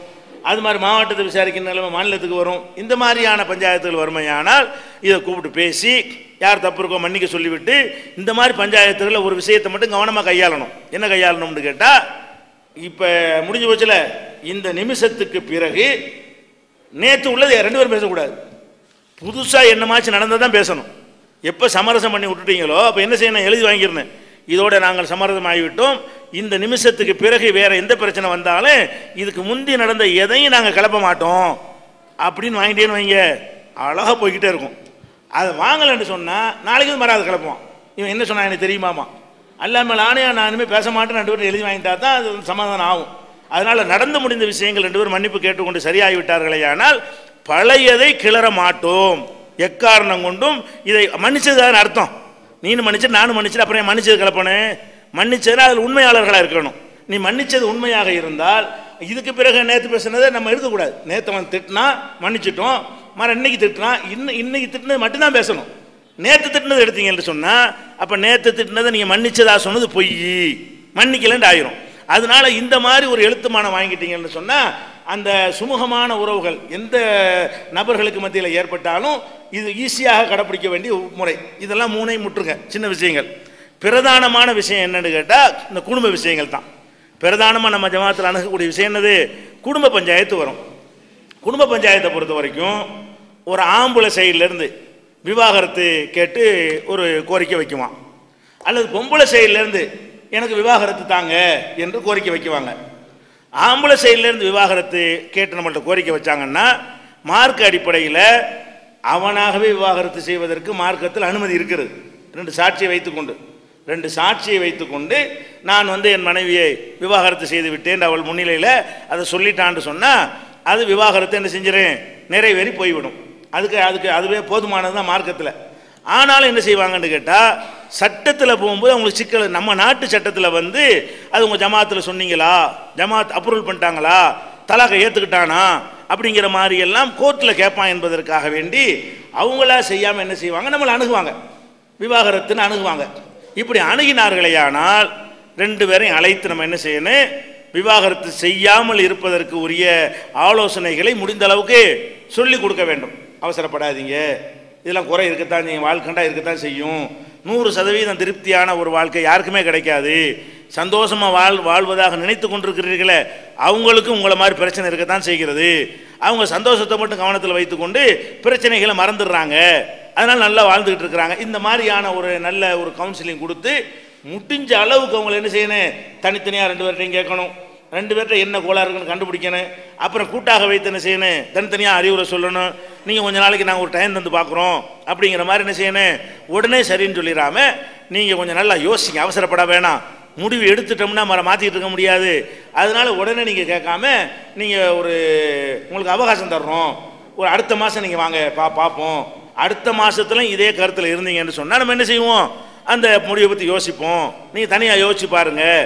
ஒரு பெண்ணு பாதிக்கப்பட்டு தெருவில் நின்றா நீங்கள் தான் குற்றவாளி ஆயிடுவீங்க, பல விஷயங்கள் இருக்குது, பெண்ணுக்கு வாழ்க்கை கிடைக்குமா, இந்த மாதிரியான விஷயங்களை எல்லாம் புரிய வைத்து ஒரு சின்ன ஒரு அவகாசத்தை கொடுத்து இன்னொரு தடவை வந்தோன்னு அழிவிட்டீங்களா வயிறேன். அப்போ நம்ம என்ன யோசிக்கணும், நம்ம தங்கச்சி மேட்டர் இருந்தால் அப்படி நம்ம செய்வோமா, நம்ம மக மேட்டர் இருந்தால் அப்படி செய்வோமா, அப்படி யோசிக்கணும். இந்த பஞ்சாயத்துன்னு வந்துருமே. ஆனால் பெண்கள் சம்பந்தப்பட்ட விஷயம் வரும்பொழுது நம்ம என்ன செய்யக்கூடாது, ஆம்பளை சொல்கிறாங்கிறதுக்காக வேண்டிய ஒரு தாலாக் ஆகிவிட்டது நாங்கள் சாட்சின்னு சொல்லிவிடாமல் சேர்த்து வைப்பதற்கு எல்லா முயற்சியும் ஃபஸ்ட்டு பண்ண வேண்டும். பண்ணிவிட்டு ஒரு அவகாசம் கொடுக்க வேண்டும். ஒரு செகண்ட் டைமில் தான் என்ன செய்யணும் பார்க்குறோம். சில நேரத்தில் செகண்ட் டைமில் நமக்கு தெரிஞ்சு போயிடும், சில நேரத்தில் கொஞ்சம் இறங்கி பேசுகிற மாதிரி தெரியுன்னு வைங்க, பாதி சரியாக வந்திருக்கு, இன்னும் ஒரு மாதம் இழுத்தா சேர்ந்தாலும் சேர்ந்துக்கிடுவாங்க, அப்படி சிலது வரும். அதுக்கு மேல் டெம்பர் ஏறி வருவான், 2வது வரும்பொழுது அப்படி வர்றான், இது அவகாசம் கொடுத்தா இன்னும் முத்தி போயிடும் அப்படிங்கிறது நமக்கு தெரியும். 2வது அவகாசத்தில் பரிசீலிக்கணும். இதை இன்னும் கொஞ்சம் அவகாசம் கொடுத்தா சேருவாங்கன்னு தெரிஞ்சால் கொடுங்க, சேர மாட்டாங்கன்னு உங்களுக்கு தெரிய வருமையானால் அப்போ விவாகரத்து சொல்லும் பொழுது அதுக்கு மார்க்கத்தை நஷ்டீடு வாங்கி கொடுக்கணும். விவாகரத்துனா என்ன செய்யணும், ஆண்கள் பெண்களை விவாகரத்து செய்வார்களே ஆனால் விவாகரத்தினால் பெண்கள் பாதிக்கப்படுறாங்க இல்லையா, அதுக்கு நீ என்ன கொடுக்க போகிற, உன்னுடைய பொருளாதாரம் என்ன, உனக்கு எத்தனை வீடு இருக்கிறது, நீ அந்த ஒரு வீட்டு 2 வீடுகளில் ஒரு வீட்டை கொடு, ஒரு சொத்தை கொடு, ஒரு 5 லட்ச ரூபாய் கொடு, இல்லை 1 லட்ச ரூபாய் கொடு, இருக்கிறது தகுந்த மாதிரி. எல்லாருக்கும் ஒரே மாதிரி அதை தீர்ப்பளிக்க முடியாது. அல்லல் மூசிய கதிர்வு அல்லல் முக்திர கதிர்வு, வசதி உள்ளவனுக்கு அவனுக்கு தகுந்த மாதிரி, ஏழைக்கு அவனுக்கு தகுந்த மாதிரி என்ன செய்யணும், தீர்ப்பளிக்க வேண்டும். அவனுடைய பொருளாதாரம் எல்லாம் உள்ளூர் வாசிகள் உங்களுக்கு தெரியும். அதை அனுசரித்து இந்த மாதிரி ஒரு பெண்கள் கூடாது, அவங்க பத்துவா செஞ்சு அல்லாட்ட கையேந்தினாலும் நீ தெருவில் நின்றுவ. அதனால் யாருடைய மன வருத்தம் இல்லாமல் அவங்களுடைய எதிர்காலத்துக்கு செக்யூரிட்டியான வகையில் நீ என்ன கொடுக்குறேன்னு கேட்டு அதை பல இறையச்சத்தை சொல்லி பயான் பண்ணி விளக்கி புரிய வைத்து உன்னுடைய எதிர்காலம் நாசமாக போயிடும், மனிதனுடைய பத்துவாவில் விழுந்துடக்கூடாது, மனிதனுடைய ஹக்கை பாதிக்கப்பட்டால் இம்மை நாசமாய் மறுமை நாசமாயிரும் என்ற மாதிரி எல்லாம் அவனுக்கு அட்வைஸ் பண்ணி ஒரு தொகையை பணமாகவோ இடமாகவோ ரொக்கமாகவோ வாங்கி என்ன செய்யணும், நஷ்டஈடு மாதிரி வாங்கி கொடுத்து விட வேண்டும். இந்த நஷ்டஈடு வாங்கி கொடுக்குறதை பொறுத்த வரைக்கும் பொருளாதாரம் தேவை தகுதி என்பதைத்தான் அல்ல அளவுகளாக சொல்கிறான். இவங்களே அவர் கேட்டார், வேலைக்கு போகிறாங்க, அவங்களே கோடீஸ்வரியாக இருக்கிறாங்க, இவன் நஷ்டஈடு கொடுக்க வேண்டிய அளவில் அவங்களுடைய நிலைமை இல்லைன்னு வாங்கி கொடுக்க வேண்டியதில்லை. ஏன்னா அது எதுக்காக கொடுக்குறோம்னா அவங்க கஷ்டப்படக்கூடாதுங்கிறது தானே தவிர அது கொடுத்து ஆகணுங்கிறதுக்காக இல்லை. அதுக்கு தான் அல்ல அளவு நிர்ணயம் பண்ணலை. அவங்களும் நல்ல தன்னிறைவாக இருக்கிறாங்க. அந்த வேலைக்கு போனால் என்ன செய்கிறது, அவங்க 1 லட்ச ரூபா 50,000 10,000 ரூபா சம்பளம் வாங்கிட்டு இருக்கிறாங்க, இவனை 3000 ரூபா சம்பளக்காரனாக இருக்கிறான், இவனை போய் அவங்களுக்கு கொடுக்க சொல்ல அவசியம் கிடையாது. விவாகரத்து செஞ்சாலும் அவங்க நல்லா வாழ்ந்து கொள்வார்கள். அல்லது பல கோடிகளுக்கு சொத்து இருக்கிறது, இவன் சொத்து இல்லாதவனாக இருக்கிறான், அப்போலாம் வாங்கி கொடுக்க அவசியம் கிடையாது. அவங்களுடைய நிலை அப்படி இருக்குமையானால் அதை வாங்கி கொடுக்கணும் ஒன்று. ரெண்டாவது, இந்த விவாகரத்து இந்த மாதிரி சில்லறை பிரச்சனைகளுக்கு வந்தால் தான் இப்படி. அதே நேரத்தில் பாரதூரமான ஒழுக்கக்கேடு சம்பந்தமாக விவாகரத்து வரும். விவாகரத்து வரும் பொழுது என்னுடைய மனைவி இந்த மாதிரி தவறான ஒரு நடத்தை ஈடுபட்டு விட்டால் இதுக்கு போய் அவனுக்கு ஆலோசனை சொல்ல முடியுமா? நீ பண்ணா அப்படி செய்வான், நம்ம திருப்பி கேட்டுப்படுவான். அவனை திருப்பி கேட்டுவான். அவனுக்கு போய் இந்த அறிவுரை சொன்னோம்னா உனக்கு ஏற்பட்டால் என்ன செய்வான்னு கேட்டுவானா இல்லையா? இது யாரும் ஏற்றுக்கொள்ள முடியாத ஒரு மேட்டராக இருக்கிறதுனால இதில் போய் நீங்கள் என்ன செய்யக்கூடாது, இல்லை பரவாயில்ல போனால் போயிட்டு போகுது, ஒரு தடவை தான் தப்பு பண்ணாங்க நீங்கள் அப்படி இப்படி சொன்னேன்னு வைங்க, இப்படி சொல்லக்கூடாது. அதை அதுக்கு என்ன செய்யணும்னு கேட்டால் அல்லாஹ் வழி சொல்கிறான். அதுக்கு குர்ஆனில் வழி இருக்கிறது. அவங்களுக்கு இந்த தலாக்கு கிரவுண்டில் வராமல் லிஆன் என்கிற பெயரில் என்ன செய்கிறது, அதுக்கு ஒரு முறை இருக்கிறது. இவர் குற்றச்சாட்டு சுமத்துக்கிறாரா, பொம்பளைகிட்ட கேட்போம், என்னம்மா குற்றச்சாட்டு உண்மைதானா? உண்மைதான், ஒத்துக்கிட்டாங்கல்ல. அப்போ நீ உன் மேலே தப்பு இருக்கிறதுனால வேணாங்கிறாரு, உனக்கு எதுவும் வாங்கி தர முடியாது, அவர் டைவர்ஸ் பண்ணுறாரு, பேசாமல் போயிட்டே இரு, ஏன்னா நீ தப்பு செஞ்சுருக்க, நீனா அதை தேடிக்கிட்ட அப்படின்னு சொல்லி என்ன செய்யணும், அவங்க தவறை ஒத்துக்கொண்டார்களே ஆனால் இவர் குற்றம் சுமத்துகிறாரு. அந்த பொம்பளை என்ன செய்யுது, ஆமாம் அது மாதிரி தவறாக நடந்துட்டேன் என்று ஒத்துக்கொண்டார்களே ஆனால் அப்போ நம்ம என்ன செய்யலாம், அழகாக பிரித்து அவங்களுக்கு அவகாசம்லாம் கொடுக்க தேவையில்லை. அவனுக்கு அவனுடைய வாழ்க்கை, அவன் நூறு வாழ்க்கை அவனுக்கு தேவை இருக்கிறது, அவனை சோதிக்க தேவை கிடையாது. ஒரு காலத்துலையும் சேர மாட்டான், ஒட்டாது. இந்த மாதிரி மேட்ரு என்ன செய்யாது, ஒட்டாதுங்கும் போது என்ன செய்யணும், இப்போ சம விட்டுற வேண்டியது. அல்லது என்னன்னு கேட்டால் மறுக்கலாம். அல்லது என்ன செய்யலாம், கிடையாதுன்னு பொம்பளை மறுத்துறேன், இவர் குற்றச்சாட்டு சொல்லுவார், அந்த பொம்பளை என்ன செய்யும், பொய் சொல்கிறாருங்க, கிடையவே கிடையாதுங்க, நான் அந்த மாதிரி தப்பே செய்யலைன்னா உங்களுக்கு கண்டுபிடிக்க இயலுமா? இயலாது. அப்படி இருந்தால் என்ன செய்யணும்னு கேட்டால் அல்லாஹ் குர்ஆனில் 100 சொல்கிறான்ல, லிஆன் என்கிற முறையில் என்ன செய்யணும், ஆம்பளைட்டு சொல்லணும், நீ என்ன செய்கிற, நீ உன் மனைவி மீது பழி சுமத்துற, 4 தடவை அல்லாஹ் மேலே சத்தியம் பண்ணி நீ என்ன செய்யணும், பழி சுமத்த வேண்டும். பழி சுமத்துறதா இருந்தால் அல்லாஹ் மேலே சத்தியமா அவள் தப்பு செஞ்சிட்டா நெசம், அல்லாஹ் மேலே சத்தியமா தப்பு செய்து விட்டால் அல்லாஹ் மேலே சத்தியமான்னு இப்படி 4 தடவை சொல்லிவிட்டு 5வது தடவை என்ன சொல்லணும், நான் இதில் பொய்யனாக இருந்தால் என் மீது அல்லாஹ்வுடைய சாபம் இறங்கட்டும். நான் 4 தடவை சத்தியம் பண்ணி சொல்லிட்டு 5வது தடவை என்ன செய்யணும், நான் சொல்றது பொய்யா இருந்தால் அல்லாஹ்வுடைய லானத்து எனக்கு இறங்கட்டும் அப்படின்னு அவன் சொல்லிடணும். அந்த பொம்பளைட்டு என்ன செய்யணும், நீ சத்தியம் பண்ணி இப்போ இல்லைண்டு 2 பேர்ட்டையும் சத்தியம் கேட்குறது ஒன்றில் மட்டும்தான், கொடுக்கல் வாங்கலாம் ஒன் சைடு தான் சத்தியம். இந்த லிஆனில் மட்டும் என்ன இருக்குன்னு அவள்கிட்டையும் சத்தியம் கேட்கணும். நீ மறுக்கிறீல, அல்லாஹ் மேலே சத்தியமாக இல்லைன்னு சொல்லு, 4 தடவை சொல்லணும். 1 தடவை நான் இதில் நான் பொய் சொல்லி இருந்தால் என் மீது அல்லாஹ்வுடைய சாபம் இறங்கட்டும் அந்த பொம்பளையும் சொல்லணும். ஆம்பளை இப்படி சொல்லணும், பொம்பளை இப்படி சொல்லணும். சொன்ன உடனே அவங்களுக்குள்ள என்ன பிரிவினை தன்னாலே ஏற்பட்டு போயிடும். இதை சொல்லிட்டார்களே ஆனால் தன்னாலே என்ன செஞ்சிடும், ஏற்பட்டு போய்விடும். ஏற்பட்ட உடனே அவங்க கணவன் மனைவியா இல்லாமல் போய் தலாக்குன்னு தனியாக சொல்ல வேண்டியதில்லை. இது சொன்ன உடனேயே இவன் கணவன் இல்லை மனைவி இல்லைன்னு ஆயிரும். ஆனால் ஜென்மத்துக்கும் அவங்க மர சேர முடியாது. இந்த குற்றச்சாட்டை சொல்லி அல்லாஹ்வுடைய சாபம் வரட்டும்னு சொல்லி கேட்டு பிரிந்து விட்டார்களே ஆனால் எந்த காலகட்டத்திலையும் நான் தவறாக சொல்லிவிட்டேன், நான் அப்படி சொல்லிவிட்டேன், நான் இப்போது மன்னித்து விட்டேன், இந்த டயலாக்லாம் அப்படி விடையில இந்த குற்றச்சாட்டை சொல்லி லிஆன் என்று சொல்லி பிரிந்து விட்டார்களே ஆனால் தலாக்குக்கு 3 சான்ஸ் அந்த கணக்கெல்லாம் கிடையாது. இந்த ஒன்று தான் முடிஞ்சே போச்சு. இன்னொருத்தனை கல்யாணம் பண்ணியிருக்கேன் அந்த மேட்ரு கூட கிடையாது. இந்த பிரிஞ்சுட்டாங்கன்னா என்ன ஆயிரும், நிரந்தரமான பிரிவினை. ஒரு காலத்திலையும் அவங்களும் கணவன் மனைவியாக திரும்ப ஆகவே முடியாது. இந்த கிரவுண்டில் என்ன செய்யணும், இந்த மாதிரி பஞ்சாயத்து வந்தால் இப்படி தான் ரசூல் ஸல்லல்லாஹு அலைஹி வஸல்லம் தீர்ப்பளிச்சிருக்கிறாங்க. அந்த நேரத்தில் அவனுக்கு குழந்தைலாம் இருக்கும். அந்த குழந்தை விஷயமா என்ன சொல்கிற அப்படின்னு கேட்கணும். ஏன்னா அந்த மனைவிக்கு குழந்தை இருக்குமா இல்லையா, அவன் என்ன சொல்லலாம், இந்த 4 பிள்ளையுமே என் பிள்ளை இல்லைன்னு சொல்லலாம், 3 என் பிள்ளை தான், அந்த கடைசியாக உள்ள பிள்ளைலாம் மேட்ரு அப்படி கூட அவன் சொல்லலாம். என்ன 3 புள்ள வரைக்கும் பிரச்சனை கிடையாது, இப்போ தான் அவன் சரியில்லை, இந்த லாஸ்ட்டு புள்ள வரைக்கும் எனக்கு சந்தேகம் இருக்குது, அப்படி கூட அவன் என்ன செய்யலாம், சொல்லலாம். அப்படி சொன்னார்களே ஆனால் எந்த பிள்ளைய அதுக்கெல்லாம் சேர்த்து தான் இந்த சத்தியம் பண்ணணும். அதையும் முடிச்சுட்டு என்ன செய்யணும், சத்தியம் பண்ணணும். சத்தியம் பண்ண பிறகு எந்த பிள்ளைய மறுக்கிறானோ அந்த பிள்ளை இவனுக்கு வாரிசாக மாட்டாங்க. அதில் அல்லாஹ் மேலே லானத்து பண்ணி வாங்கிட்டதுனால 4 பிள்ளை இருந்தால் இவன் செத்து போன பிறகு இவனுடைய வாரிசாக யார் வருவா, அந்த 3 பிள்ளை தான் வரும். எந்த பிள்ளை இவன் மறுக்கிறானோ அந்த பிள்ளை இவனுடைய பிள்ளையா வராது, வாரிசு சொத்து கிடைக்காது. அது மாதிரி செலவு தொகை கொடுப்போம்ல, மாதாந்திர செலவு தொகை, அதெல்லாம் இந்த 3 பிள்ளைக்கு தான் வாங்கி கொடுக்கணும். அந்த பிள்ளை என் பிள்ளை இல்லைங்கிறானே, அவன் மேலே டவுட்டு எனக்கு பிறந்தது இல்லைன்னான்னு சொன்னால் அதில் தான் பஞ்சாயத்தை வருது. மனைவி வேணாங்கிறான், மனைவி வேணான்னு பிள்ளை மட்டும் ஒத்துக்குருவானா அப்படிங்கிற ஒரு அடிப்படையில் அதுக்கு மட்டும் நஷ்டம் கிடையாது. எந்த பிள்ளைகள் இருக்கிறாங்களோ பிள்ளைகளுக்கு என்ன செய்ய போகிற, அதுக்கு என்ன கொடுக்க போகிற, செலவு தொகை என்ன கொடுக்க, சொத்து பின்னாடி ஒரு மௌத்துக்கு பிறகு வரும், படிக்கணும்ல. இப்போ உன்னுடைய விவாகரத்து இல்லைன்னு முடிஞ்சிட்டா கூட உன்னுடைய பிள்ளைகள் விஷயத்தில் என்ன செய்ய போற, குழந்தைகளாக இருக்குது அதுக்கு படிப்புக்கு என்ன செய்ய போறேன்னு அதுக்குள்ள மாதாந்தரம் என்ன கொடுப்பேன் என்று அது தனியாக பொண்டாட்டிக்கு தனியாக வாங்கி கொடுக்கறது வேற, பிள்ளைகளுடைய செலவுக்கு தனியாக வாங்கி கொடுக்கணும். அது அவன் தலையில் கேட்டு அதை ரெக்கார்ட் பண்ணி என்ன செய்யணும், ஒரு ஒப்பந்தம் மாதிரி எழுதி அதை கொடுப்பதற்கு ஏற்பாடு செஞ்சிடணும். இது ஒரு வகை. அடுத்து என்னன்னு கேட்டால், பொம்பளை சைட்லேருந்து எனக்கு புருஷன் வேணாம் அப்படின்னு வருவாங்க.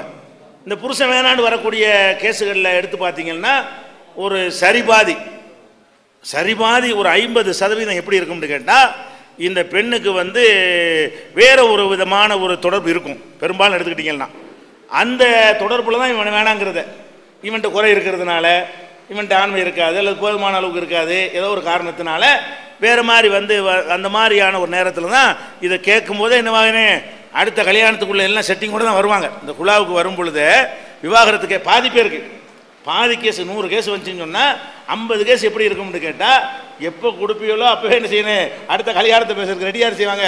அடுத்த மாதம் கல்யாணம் பண்ணிக்கலாமா, அடுத்த வாரமாக பண்ணிக்கலாமா, நாளைக்கே கல்யாணம் பண்ணிக்கலாமான்லாம் கேட்பாங்க. பாதி கேஸ் இப்படி இருக்கு. ஏன் அவங்க ஏதோ அது குறைய நினைக்கக்கூடாது. ஏன் ஒரு விசாரமாக பண்ணாமல் வேணாம் கல்யாணம் பண்ணிக்கிற நினைக்கிறாங்க. இது ஒரு மட்டம்னு நினைச்சிடக்கூடாது. சகாபி பெண்கள் காலத்தில் அப்படிலாம் இருந்திருக்கிறாங்க. இது உடல் உறவுங்கிற ரொம்ப தேவையான ஒரு விஷயம். அது கணவன்ட்டு கிடைக்கலங்கும் போது வேற ஒருத்தன்ட்ட அவங்க விரும்பினார்களே, ஆனால் விபச்சாரம் செய்யாமல் கல்யாணம் பண்ணி செய்யணும்னு விரும்புகிறாங்கல்ல, முறைப்படி விவாகத்தை ரத்து பண்ண விரும்புகிறாங்க, முறைப்படி ஒரு கல்யாணத்தை பண்ண விரும்புகிறாங்க. இவெல்லாம் ஒரு பொம்பளையான்ற கூட, ஊர் மேயறவ தான் பொம்பளை, புருஷன் வேணாண்டு இன்னொருத்தனை கல்யாணம் பண்ணிக்கிற விரும்பினால்னா அவள் கேரக்டரில் கெட்டவ கிடையாது. வழங்குதா? அது ஏன் அப்படி போறான்னா, அந்த மாதிரி இவன்கிட்ட உள்ள குறை, இவன் கரெக்டாக இருக்கலாம், இவளுக்கு போதுமானதா இல்லை, ஏதோ ஒரு காரணத்தினால என்ன இருக்கு அப்படி வேணான்னு சொல்வார்களே. ஆனால் நம்ம அவங்களுடைய அந்த கேரக்டரை வச்சுக்கிட்டு நினைஞ்சிடக்கூடாது. அது சொல்லுவான், இவன் சரியா கிடையாதுங்க அப்படி இப்படிமா, அது மேட்ரு கிடையாது, உன்னோட வாழ விரும்பலை, இப்போ அதுக்கு என்ன சொல்கிற, இப்படி தான் அந்த பிரச்சனை டீல் பண்ணணுமே. ஏன்னா மார்க் அந்த உரிமையை கொடுத்துருக்குறது. அந்த மாதிரி உரிமையை கொடுத்துருக்கிற காரணத்தினால அவங்களுக்கு அந்த மாதிரி கேஸ் வந்தாலும் நம்ம என்ன செய்யக்கூடாது, அவங்களுடைய செயல் சரியில்லை, உன்னை மாதிரி ஆளையெல்லாம் நாங்கள் விசாரிக்க முடியாது, அந்த மாதிரி ஆள் தானே இது கேட்ட வருவாங்க. மற்றவங்க என் விவாகரத்து கேட்குறாங்க, இவன் பிடிக்கல இன்னொருத்தன் பிடிச்சிருக்குங்கிற பஞ்சாயத்து தானே இது வருது, அவனே பிடிச்சிருந்தா இதுக்கு விவாகரத்து கொண்டு வர்றாங்க. இந்த மாதிரியான ஒரு விஷயத்துக்காக வேண்டி வருவாங்க. இதுகளை நம்ம அனுசரித்து என்ன செய்யணும், சரி இதுக்கு மேலே விட்டோம்னா அவரும் புரிய வைக்கணும். இந்த மனைவிக்கு பிடிக்கலைங்கிற, அவன் உனக்கு வேணாங்கிற, எப்படி வாழுவ நீ, உனக்கு எப்படி விசுவாசமாக இருப்பாங்க, மேலும் மேலும் தப்பு செஞ்சால் உனக்கு தானே பாவம் வரும், மார்க்கத்தில் இருந்த உரிமை இருக்கா இல்லையா என்கிற மாதிரி பேசி அவன்கிட்ட 2 பேர்ட்டையும் கையெழுத்து வாங்கி முறையாக என்ன செய்யலாம், டைவர்ஸ் பண்ணி விடலாம். அதில் இந்த டைவர்ஸ் பண்ணும் பொழுது நம்ம நாட்டு சட்டத்தில் இந்த பெண்களுக்கு குலா கொடுக்குறோம் இல்லையா, அதுக்கு அனுமதி இல்லை, ஷியாக்களுக்கு மட்டும்தான் இருக்கிறது. நம்ம நாட்டினுடைய சட்டப்பிர முஸ்லீம் பர்சனல் லான்னு வச்சுக்கிறான்ல, முஸ்லீமுக்குன்னு தனி சட்டம் இருக்குல்ல, அந்த சட்டப்புக்குள்ளே பார்த்தீங்கன்னு சொன்னால் பொம்பளை சார்பாக கணவனை வேணாம்னு சொல்வதற்கு என்ன இல்லை, அதற்கான ரூல்கள் கிடையாது. ஏன்னா ஹனஃபி சட்டத்தை தான் அந்த பர்சனல் லாவில் வச்சுக்கிட்டு இருக்கிறான். அதனால நீங்கள் என்ன பண்ணணும்னு கேட்டால், முடிஞ்ச அளவுக்கு கணவன் சம்மதத்தோடு அதை எழுதி கொடுக்குற மாதிரி தான் அந்த பிரச்சனை என்ன செய்யணும், தந்திரமாக கையாள வேண்டும். இவன் மறுத்து நீங்கள் கொடுத்தீங்கன்னு வைங்க, மார்க்கத்தில் செல்லும், ஆனால் கோர்ட்டில் பிரச்சனை ஆகிக்கிட்டே இருக்கும். மார்க்கப்படி அது ஓகே, அந்த உரிமை ஜமா தலைவருக்கு இருக்கிறது, நான் அந்த திருமணத்தை ரத்து செய்கிறேன், இந்த மனைவிக்கும் கணவனுக்கு உள்ள திருமணத்தை ரத்து செய்கிறேன், நீ 1 மாதம் இதாவுக்கு பிறகு வேறு கல்யாணம் பண்ணிக்கொள்ளலாம்னு நம்ம தீர்ப்பளிச்சிடலாம். தீர்ப்பளித்தவங்க வைத்து கொண்டு வேறு கல்யாணம் பண்ணலாம். அல்லாவிடத்தில் குற்றவாளி ஆக மாட்டார்கள். அவன் என்ன செய்வான், போய் ஏன் பொண்டாட்டியை கடத்திட்டு போய் வேற ஒருத்தவங்க கல்யாணம் பண்ணி வச்சுட்டாங்கன்னு சொல்லிடுவான். ஒரு கேஸை போட்டான்னு வைங்க, அப்போ அது ஒரு சிக்கலில் கொண்டாந்து என்ன செய்ய நம்மளை விட்டு விடும். அதனால இந்த குலா கொடுக்கும்போது என்ன செய்யணும்னு கேட்டால், சிக்கல் வராத அளவு கொடுக்கணும். இந்த குலா கொடுக்கும்போது மட்டும் இதை அதில் எழுதி வச்சுக்கிறான். அந்த முஸ்லீம் பர்சனல் லாவுலேயே ஒரு ஓட்டை இருக்கிறது. அந்த ஓட்டையை பயன்படுத்தி நம்ம என்ன செய்யணும், நம்ம குர்ஆன் ஹதீஸை நிலைநாட்டிக்கிறலாம். குர்ஆன் ஹதீஸை நிலைநாட்டுவதற்கான ஒரு ஓட்டையை வச்சிருக்கிறான். அந்த முஸ்லீம் பர்சனல் லாவில் ஆரம்பத்தில் என்ன இருக்கிறான்னா, குர்ஆன் ஹதீஸு இஜ்மா கியாஸு இதுகளெல்லாம் இஸ்லாத்தினுடைய இதன் அடிப்படையில் தான் இஸ்லாமிய தீர்ப்பு இருக்கணும்னு முதல்ல எழுதிவிட்டான். அதை வச்சுக்கிட்டு என்ன செய்யணும்னு கேட்டால், அதில் தான் இதெல்லாம் அடங்கி போச்சுன்னு நம்ம ஆர்கியூமெண்ட் பண்ணணும். அதனால் நீங்கள் என்ன செய்யணும், குலா கொடுக்கும் பொழுது ஆதாரங்களோடு கொடுக்கணும். குர்ஆன் கொடுக்காம இந்த மாதிரி எங்கள்கிட்ட மனு வந்தது, இது பற்றி நாங்கள் குர்ஆனை ஆராய்ச்சி பண்ணினோம், இது பற்றி நபி வழியை பார்க்கும் பொழுது இன்னென்ன மாதிரி நபிகள் நாயகம் காலத்தில் நடந்திருக்கிறது, நபிகள் நாயகம் காலத்தில் உள்ளதை ஏற்றுக்கொள்வது தான் குர்ஆனில் உள்ளபடியும் நபி வழிப்படியும் மதுஹப் வழிமுறைப்படியும் எல்லா அறிஞருடைய கருத்து பிரகாரமும் குர்ஆனும் நபி வழியும் தான் மார்க்கம் என்பதில் சந்தேகம் கிடையாது. அதன் அடிப்படையில் நபி வழியை பின்பற்றி, குர்ஆனுடைய ஆதாரத்தை பின்பற்றி, நபிகள் நாயகத்தினுடைய ஹதீஸை பின்பற்றி இது வழங்குகிறோம் அதுக்கு வேணால் ஃபார்மெட் நீங்கள் வாங்கிக்கலாம் தலைமையில். அப்படி கொடுத்தோம்னு சொன்னால் இவன் கோர்ட்டுக்கு வந்து வெறும் இந்த பேப்பர் மட்டும் கொண்டு போகக்கூடாது, அந்த பேப்பரில் எல்லா வருமே இருக்கணும். இவன் பாட்டுக்கு இவன் நாங்கள் குழா கொடுக்குறோன்ற பேப்பரை கொண்டு போனால் நீ யாரா கொடுக்குறது, எந்த எந்த லாவில் கொடுத்தேன்னு கேள்வி வந்துடும். எங்கள் மார்க்கத்தில் இருக்குது, குர்ஆன் ஹதீஸில் இருக்குதுன்னு சொல்லி அதை காட்டினோம்னா நீதிபதி என்ன செய்வான், ஹதீஸுங்கிறாங்களே இருக்கான்னு கேட்பான் அந்த எதிர் வக்கீல்கிட்ட. ஆமாம், அப்போ என்னடா நபி சொல்லியிருக்கிறாரு, அப்போ என்னடா இல்லைங்கிற அது அந்த குழாவை சட்டப்பூர்வமாக ஆக்கிட முடியும். அதுக்கு லூப் இருக்குது.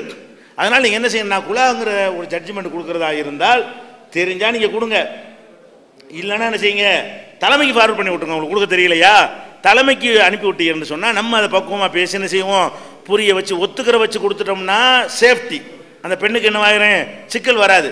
ஒத்துக்கிற மறுத்தான்னு சொன்னால் அப்போ இந்த பெண்ணுக்கு பாதுகாப்பு தரக்கூடிய வகையில் நிறைய ஆதாரங்களை எல்லாம் சேர்த்து அந்த பெண்ணுக்கு எதிராக கோர்ட்டுக்கு போனால் கூட அது நிற்கக்கூடாதுங்கிற வகையில் உதவி செஞ்சு தான் செய்யணதை கொடுக்க வேண்டும். அது ஒரு வகை. இன்னும் சிலது என்னவா இருக்கும்னு கேட்டால், இந்த பஞ்சாயத்து இல்லாமல் அற்பமான விஷயத்துக்கு வருவாங்க.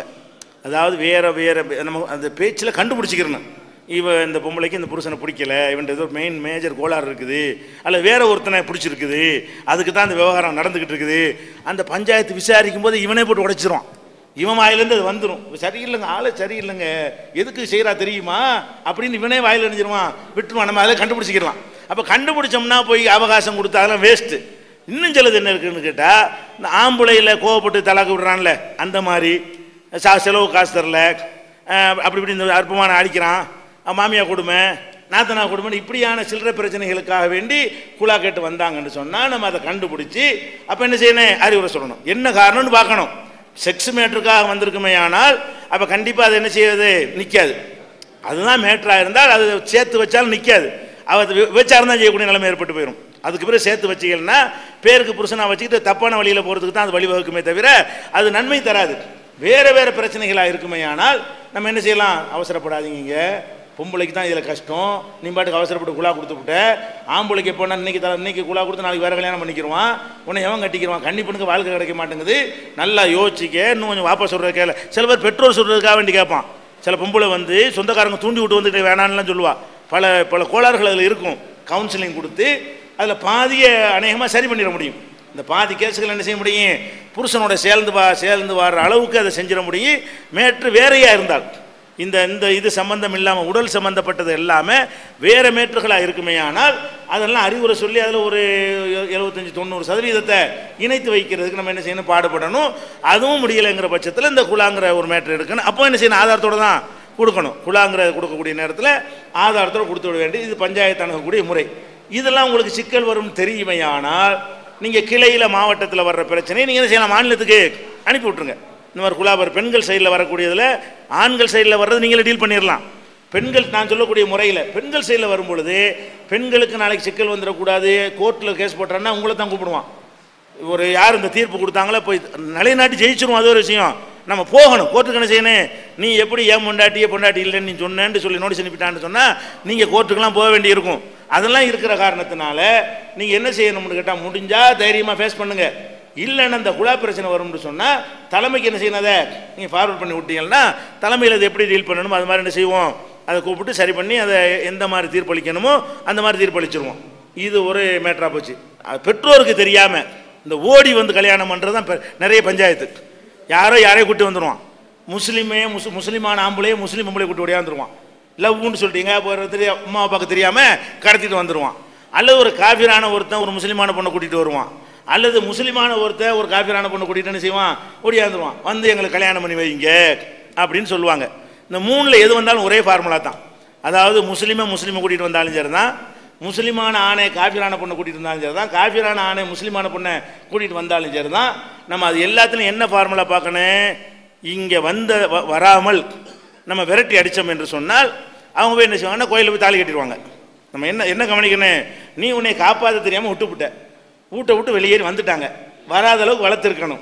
அந்த மாதிரி ட்ரெயினிங் கண்காணிச்சு இருக்கணும். இப்போ எடுத்தேறி போன பிறகு இஸ்லாத்தை விட்டே போகிற மாதிரியான ஒரு நிலைமைக்கு போகாமல் இப்படி ஒரு அமைப்பு இருக்குது, இலவை கேப்போண்டா வந்திருக்கிறாங்களே என்கிற வகையில் அதை டீல் பண்ணணுமே தவிர ஓடி வர தெரியுதோ எங்கே போய் தொலை அப்படின்னீங்கன்னா அப்போ என்னவாயிரும், அவன் தாலியை கட்டி வேறு மாதிரி போயிடுவான். ஆம்பளையும் அப்படி போயிடும், பொம்பளை இந்த மாதிரி போயிருக்கு, நிறைய போயிருக்குது.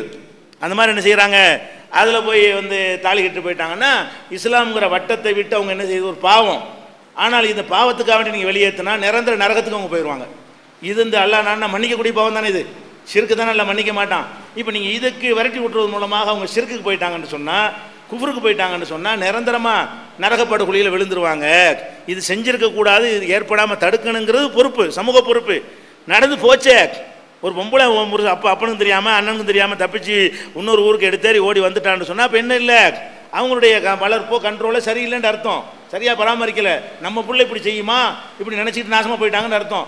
அப்போ அந்த மாதிரி கண்காணிக்க தவறிக்கிட்ட நேரத்தில் எங்கிட்டாவது போவோம், எங்கிட்டாவது வந்தாங்களே என்கிற வகையில் தான் அதை டீல் பண்ணணுமே தவிர என்ன செய்யக்கூடாது, விரட்டி அடிச்சிடக்கூடாது. அதே நேரத்தில் வந்து இதில் இன்னொன்னே நம்ம கவனிக்கணும், வந்துட்டாங்களா உடனே கல்யாணம் பண்ணி வச்சு இஸ்லாத்தில் ஆக்கி அந்த வேலையை பண்ணிடக்கூடாது. என்ன செய்யணும், 2 பேரும் வந்த உடனே அந்த பெண்ணை வந்து எந்த பெண்ணாக இருந்தாலும் சரி, முஸ்லீம் அல்லாத பெண்ணாக இருந்தாலும் சரி, முஸ்லீமான பெண்ணாக இருந்தாலும் சரி, அவங்கள ஒரு சேஃப்டியான இடத்துல பெண்களோட ஒரு குடும்பத்தில் தங்க வைத்து விட்டு இவன் எங்கே போய் தங்கிக்கிறான்னு சொல்லிவிட்டு அவங்களுடைய பேரண்ட்ஸுக்கு தகவல் கொடுக்கணும். 2 சைட்லையும் கூட்டிகிட்டு வந்திருக்காங்க இல்லையா, ஏன்னா இவங்க மட்டும் வாழ்ந்துட முடியாது, அவங்களெலாம் சப்போர்ட்டு தான் வாழ முடியும். அந்த பிரச்சனை தீரலைன்னு சொன்னால் பேர் கல்யாணம் பண்ணிட்டு போகும்போது வெட்டி கொண்டு பணமாக்கிட்டு போயிடுவாங்க.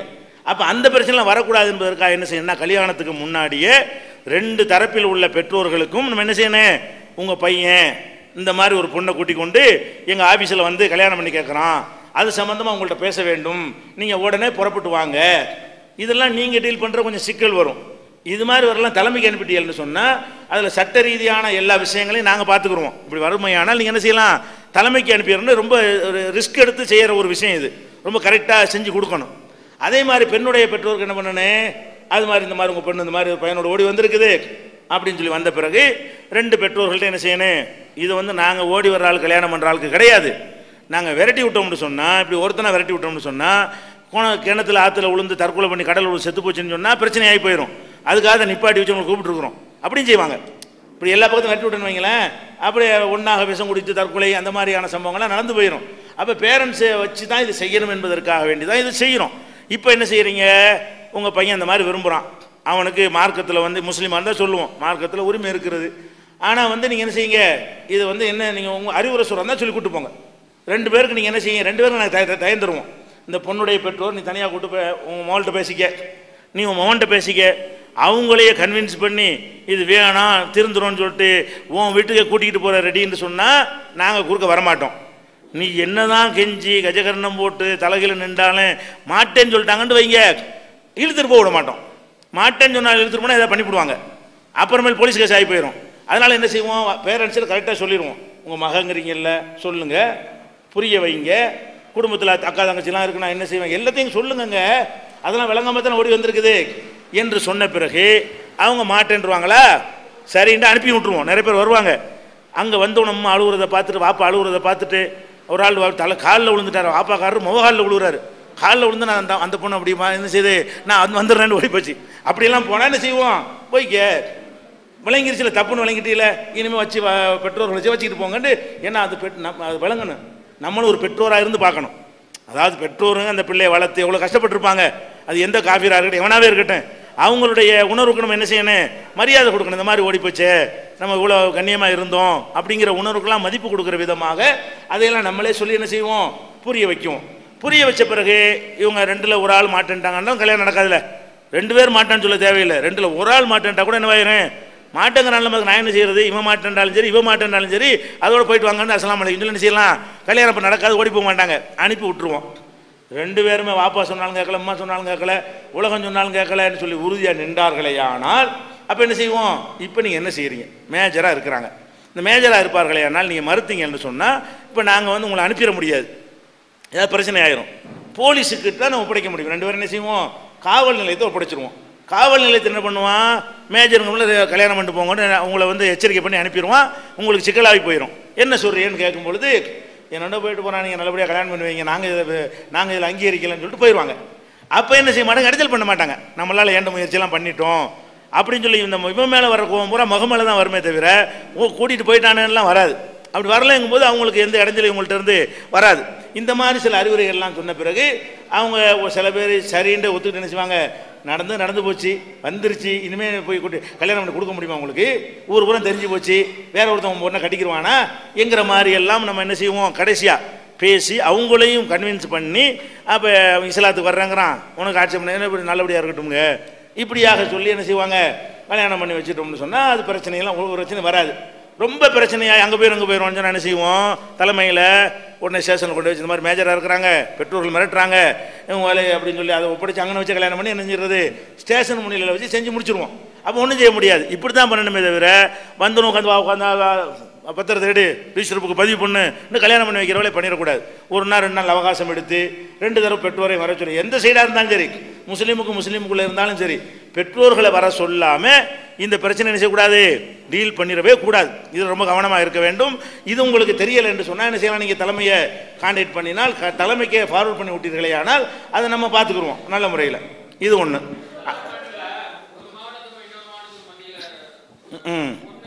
வரும் அது பொதுவான விஷயங்கள், இதில் மட்டும் வராது. 2 பைலாவில் உங்களுக்கு தெளிவாக இருக்கும். உங்களுக்கு சர்க்குலர் அனுப்பியிருக்கிறாங்கன்னு நினைக்கிறோம், 2 மாவட்டத்துக்கு சர்க்குலர் அனுப்பியிருக்கிறோம்ல, பொதுவான மேட்ரு. பொதுவாகவே 2 மாவட்ட மேட்ரு என்பது இதில் மட்டும் வராது.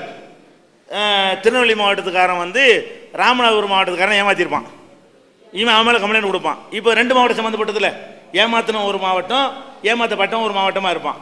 இப்போ எப்படி டீல் பண்ணுறது என்று சொன்னால், எப்போவெல்லாம் 2 மாவட்டங்கள் சம்மந்தப்படுகிறதோ அது எந்த பிரச்சனையாக இருந்தாலும் நீங்கள் டீல் பண்ணக்கூடாது, தலைமைக்கு தான் வரணும்.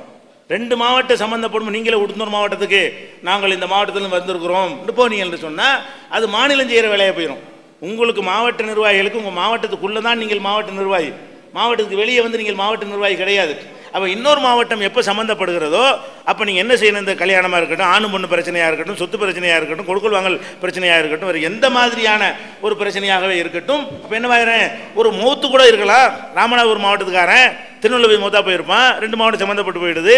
இப்படியான ஒரு பிரச்சனைகள் வறுமையானால் நீங்கள் என்ன செய்யணும், இந்த மாதிரி இன்னொரு மாவட்டம் சம்மந்தப்பட்டதாக இருக்கிறதுனால எப்படி நாங்கள் இந்த 2 மாவட்டத்தை இணைத்து செய்வது என்று எங்களுக்கு வழிகாட்டுங்கள் என்று தலைமையில் நீங்கள் ஆலோசனை பெறணும். தலைமையிலேருந்து என்ன செய்யணும், நெட்வொர்க் வைத்து 2 பேரையும் இணைத்து 2 பேரையும் ஒரு இடத்துல ஒருங்கிணைக்க வைத்து ஒரே மாதிரியாக கொண்டு போவதற்கு என்ன செய்வோம், நாங்கள் வழிகாட்டிடுவோம். இது இந்த மேட்ரு மட்டும், எந்த மேட்டராக இருந்தாலும் 2 மாவட்டம் சம்மந்தப்பட்ட நீங்களே டீல் பண்ணிடக்கூடாது. நாளைக்கு மோதல் ஏற்பட்டு போயிடும், எங்கள் மாவட்டத்துக்குள்ளே வந்து இவங்க என்னமோ பண்ணிட்டு போயிட்டாங்க இப்படி சொல்லிட்டாங்கன்னா பாரதூரமான என்ன செய்யும், மோதல்களும் ஒரு சண்டைகளும் ஏற்பட்டு போயிடும். தலைமை ஆர்டர் பண்ண அது மாதிரிலாம் வராது. அதனால் நீங்கள் என்ன செய்யுது, 2 மாவட்டம் சம்மந்தப்பட்ட எந்த பஞ்சாயத்தாக இருந்தாலும் ஒரு மாவட்டம் என்ன செய்யக்கூடாது, டீல் பண்ணக்கூடாது. ஒரு மாவட்டமே உங்களை தொடர்பு கொண்டு உங்கள் மாவட்டத்தினுடைய பிரச்சனை அப்படிங்கிற மாதிரி கொண்டு போயிருந்தீங்கன்னா அதில் வந்து என்னவாயிரும், சிக்கல் ஏற்பட்டு போயிடும். அதை கவனத்தில் வைத்துக்கொள்ள வேண்டியது. அடுத்து என்னென்னு கேட்டால், சில பேர் 2வது கல்யாணத்துக்காக அப்படியும் வருவாங்க. வந்து என்ன செய்வான், ஒரு பொண்ணை கூட்டிகிட்டு வருவான், ஏற்கனவே அவனுக்கு வந்து மனைவி இருப்பாங்க. வந்து என்ன செய்வான்னு கேட்டால், எனக்கு நான் அந்த பொண்ணை விரும்புகிறேன், இவளை எனக்கு கல்யாணம் பண்ணித்தாங்கன்னு கேட்பான்.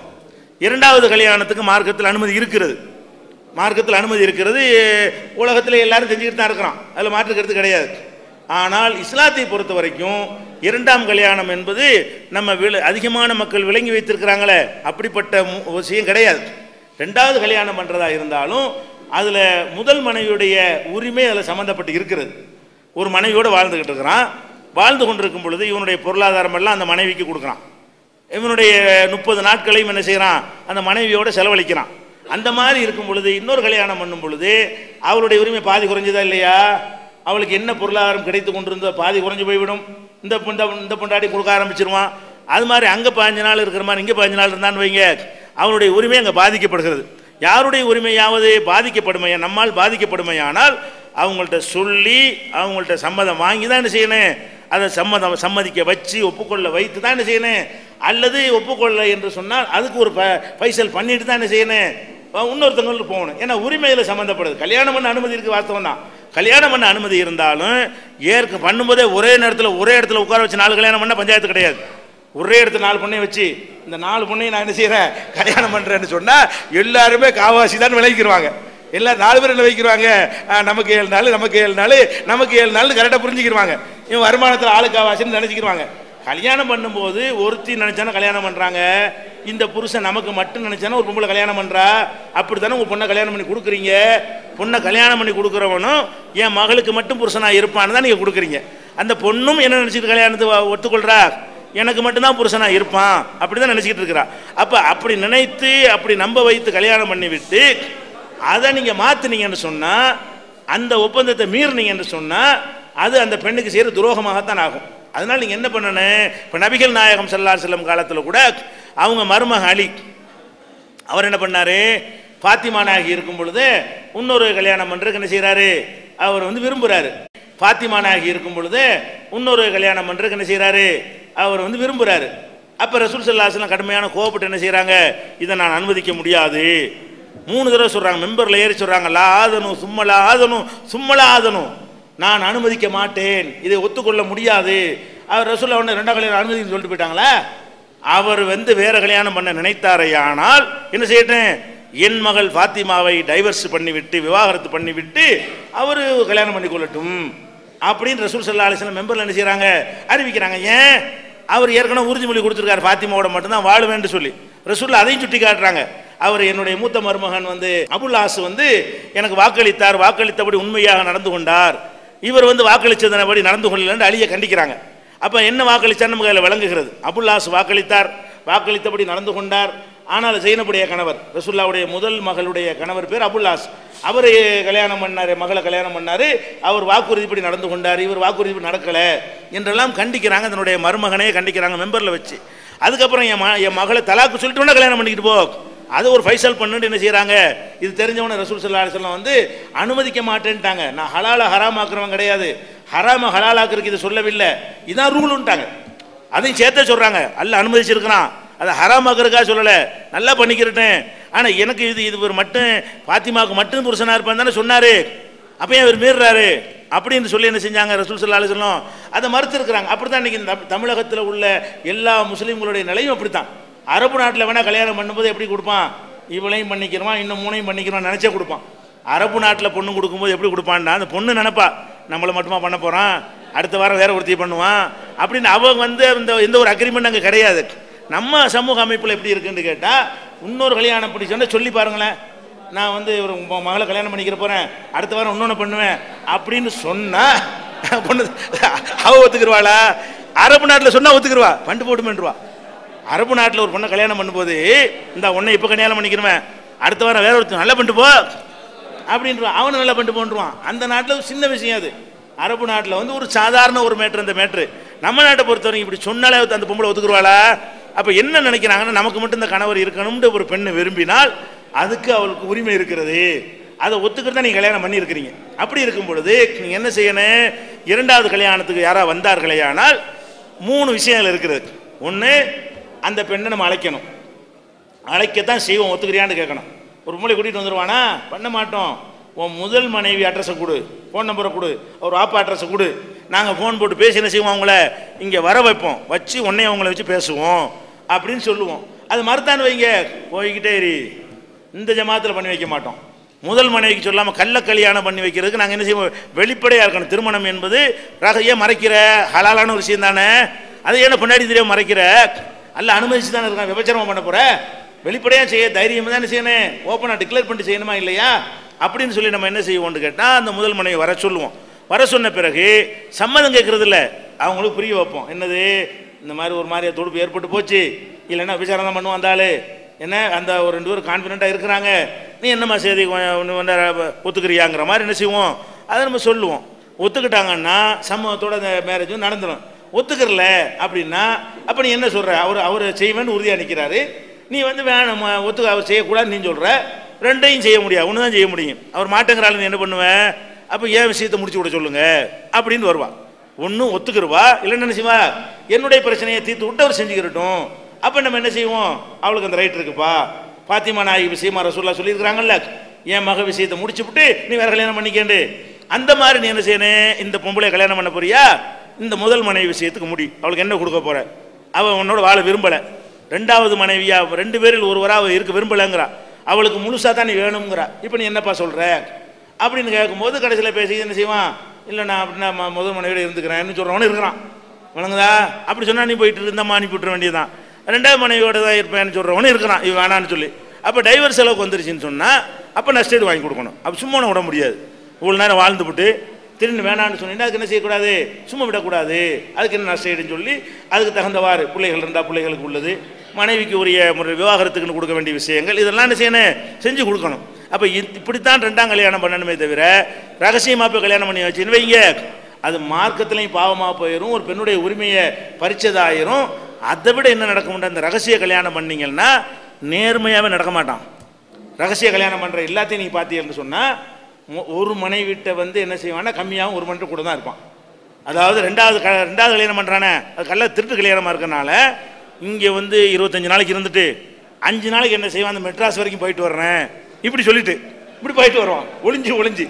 அதாவது ரெண்டாவது கல்யாணம் பண்ண மனைவியோடு இருக்க மாட்டான். ஒழுங்கா தெரிஞ்சு போச்சுன்னு வைங்க, அங்கே 25 நாள் இருந்துட்டு என்ன செய்வான், இங்கே வருவான். இப்படி தான் நடப்பானே தவிர கரெக்டாக பேசி ஒத்துக்கிட்டு 2 பேருடைய உரிமைகளையும் புரிஞ்சு கொண்டு நடந்தான்னு சொன்னால் அப்போ இப்படிலாம் நடக்க மாட்டான். இந்த ரகசியமாக இருக்கக்கூடிய நேரத்தில் என்ன செய்வான்னா ஒன்று வந்து ரெண்டாவது மனைவிக்கு அள்ளி கொண்டு அதிகமாக கொடுப்பான். முதல் மனைவிக்கு என்ன செய்யும், காசை பொறுத்த வரைக்கும் செகண்ட் மனைவிக்கு அதிகமாக அள்ளி கொடுப்பான். நாட்களை பொறுத்த வரைக்கும் தெரிஞ்சு போயிடக்கூடாங்கிறதுக்காக இங்கேயே இருப்பான். இப்போ பார்த்தானே 2 நாளைக்கு வெளியூருக்கு போகிற மாதிரி போயிட்டு வருவான். இப்படி தான் நடந்துக்கிட்டு இருக்கிறது. இதான் கல்யாணம்டா ரெண்டையும் சமமாக நடத்தணுமா, எல்லாத்துலேயும் சமம் இருக்கா இல்லையா, சமமாக நடத்த எப்போ முடியும்னு கேட்டால் ஓப்பனாக அறிவிச்சா தான் முடியும்.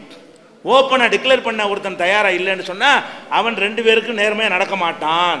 ஏதாவது ஒரு பக்கம் சாய்ந்தவனாகத்தான் இருப்பான். அந்த பாவத்துக்கு நம்ம என்ன செய்ய முடியாது, உடந்தையாக இருக்க முடியாதுன்னு சொல்லி நம்ம அனுப்பி விட்டுறணும். இப்போ இரண்டாம் கல்யாணத்தை பொறுத்த வரைக்கும் முதல் மனைவிக்கும் அவருடைய குடும்பத்தாருக்கும் தெரிவித்து வர வைத்து பேசி இது மாதிரியான ஒரு விஷயத்தை நம்ம வந்து கையில் எடுத்துக்கொள்ள வேண்டும். இது மாதிரியும் வரும். அதில் என்ன செய்கிறாங்கன்னா அந்த கூட்டிகிட்டு வர்றாங்கல்ல, அது ஒரு விஷயம் இருக்கிறது. கர்ப்பிணியாவை கூப்பிட்டு வருவாங்க. அதான் கேட்குற சீட் வந்திருக்குது. அதாவது ஒரு மாதிரியத்தை எல்லாமே செஞ்சு விட்டு 5 மாதம் கர்ப்பிணியாக கூட்டிகிட்டு வருவான், கல்யாணம் பண்ணிக்கிற போகிறேன்னு வருவான். அதே என்ன பண்ணுறது, அடுத்தவன் பொண்டாட்டி கூட்டு வந்தால் செல்லாது. சரி அது மாதிரி வர்றான்னு வைங்க.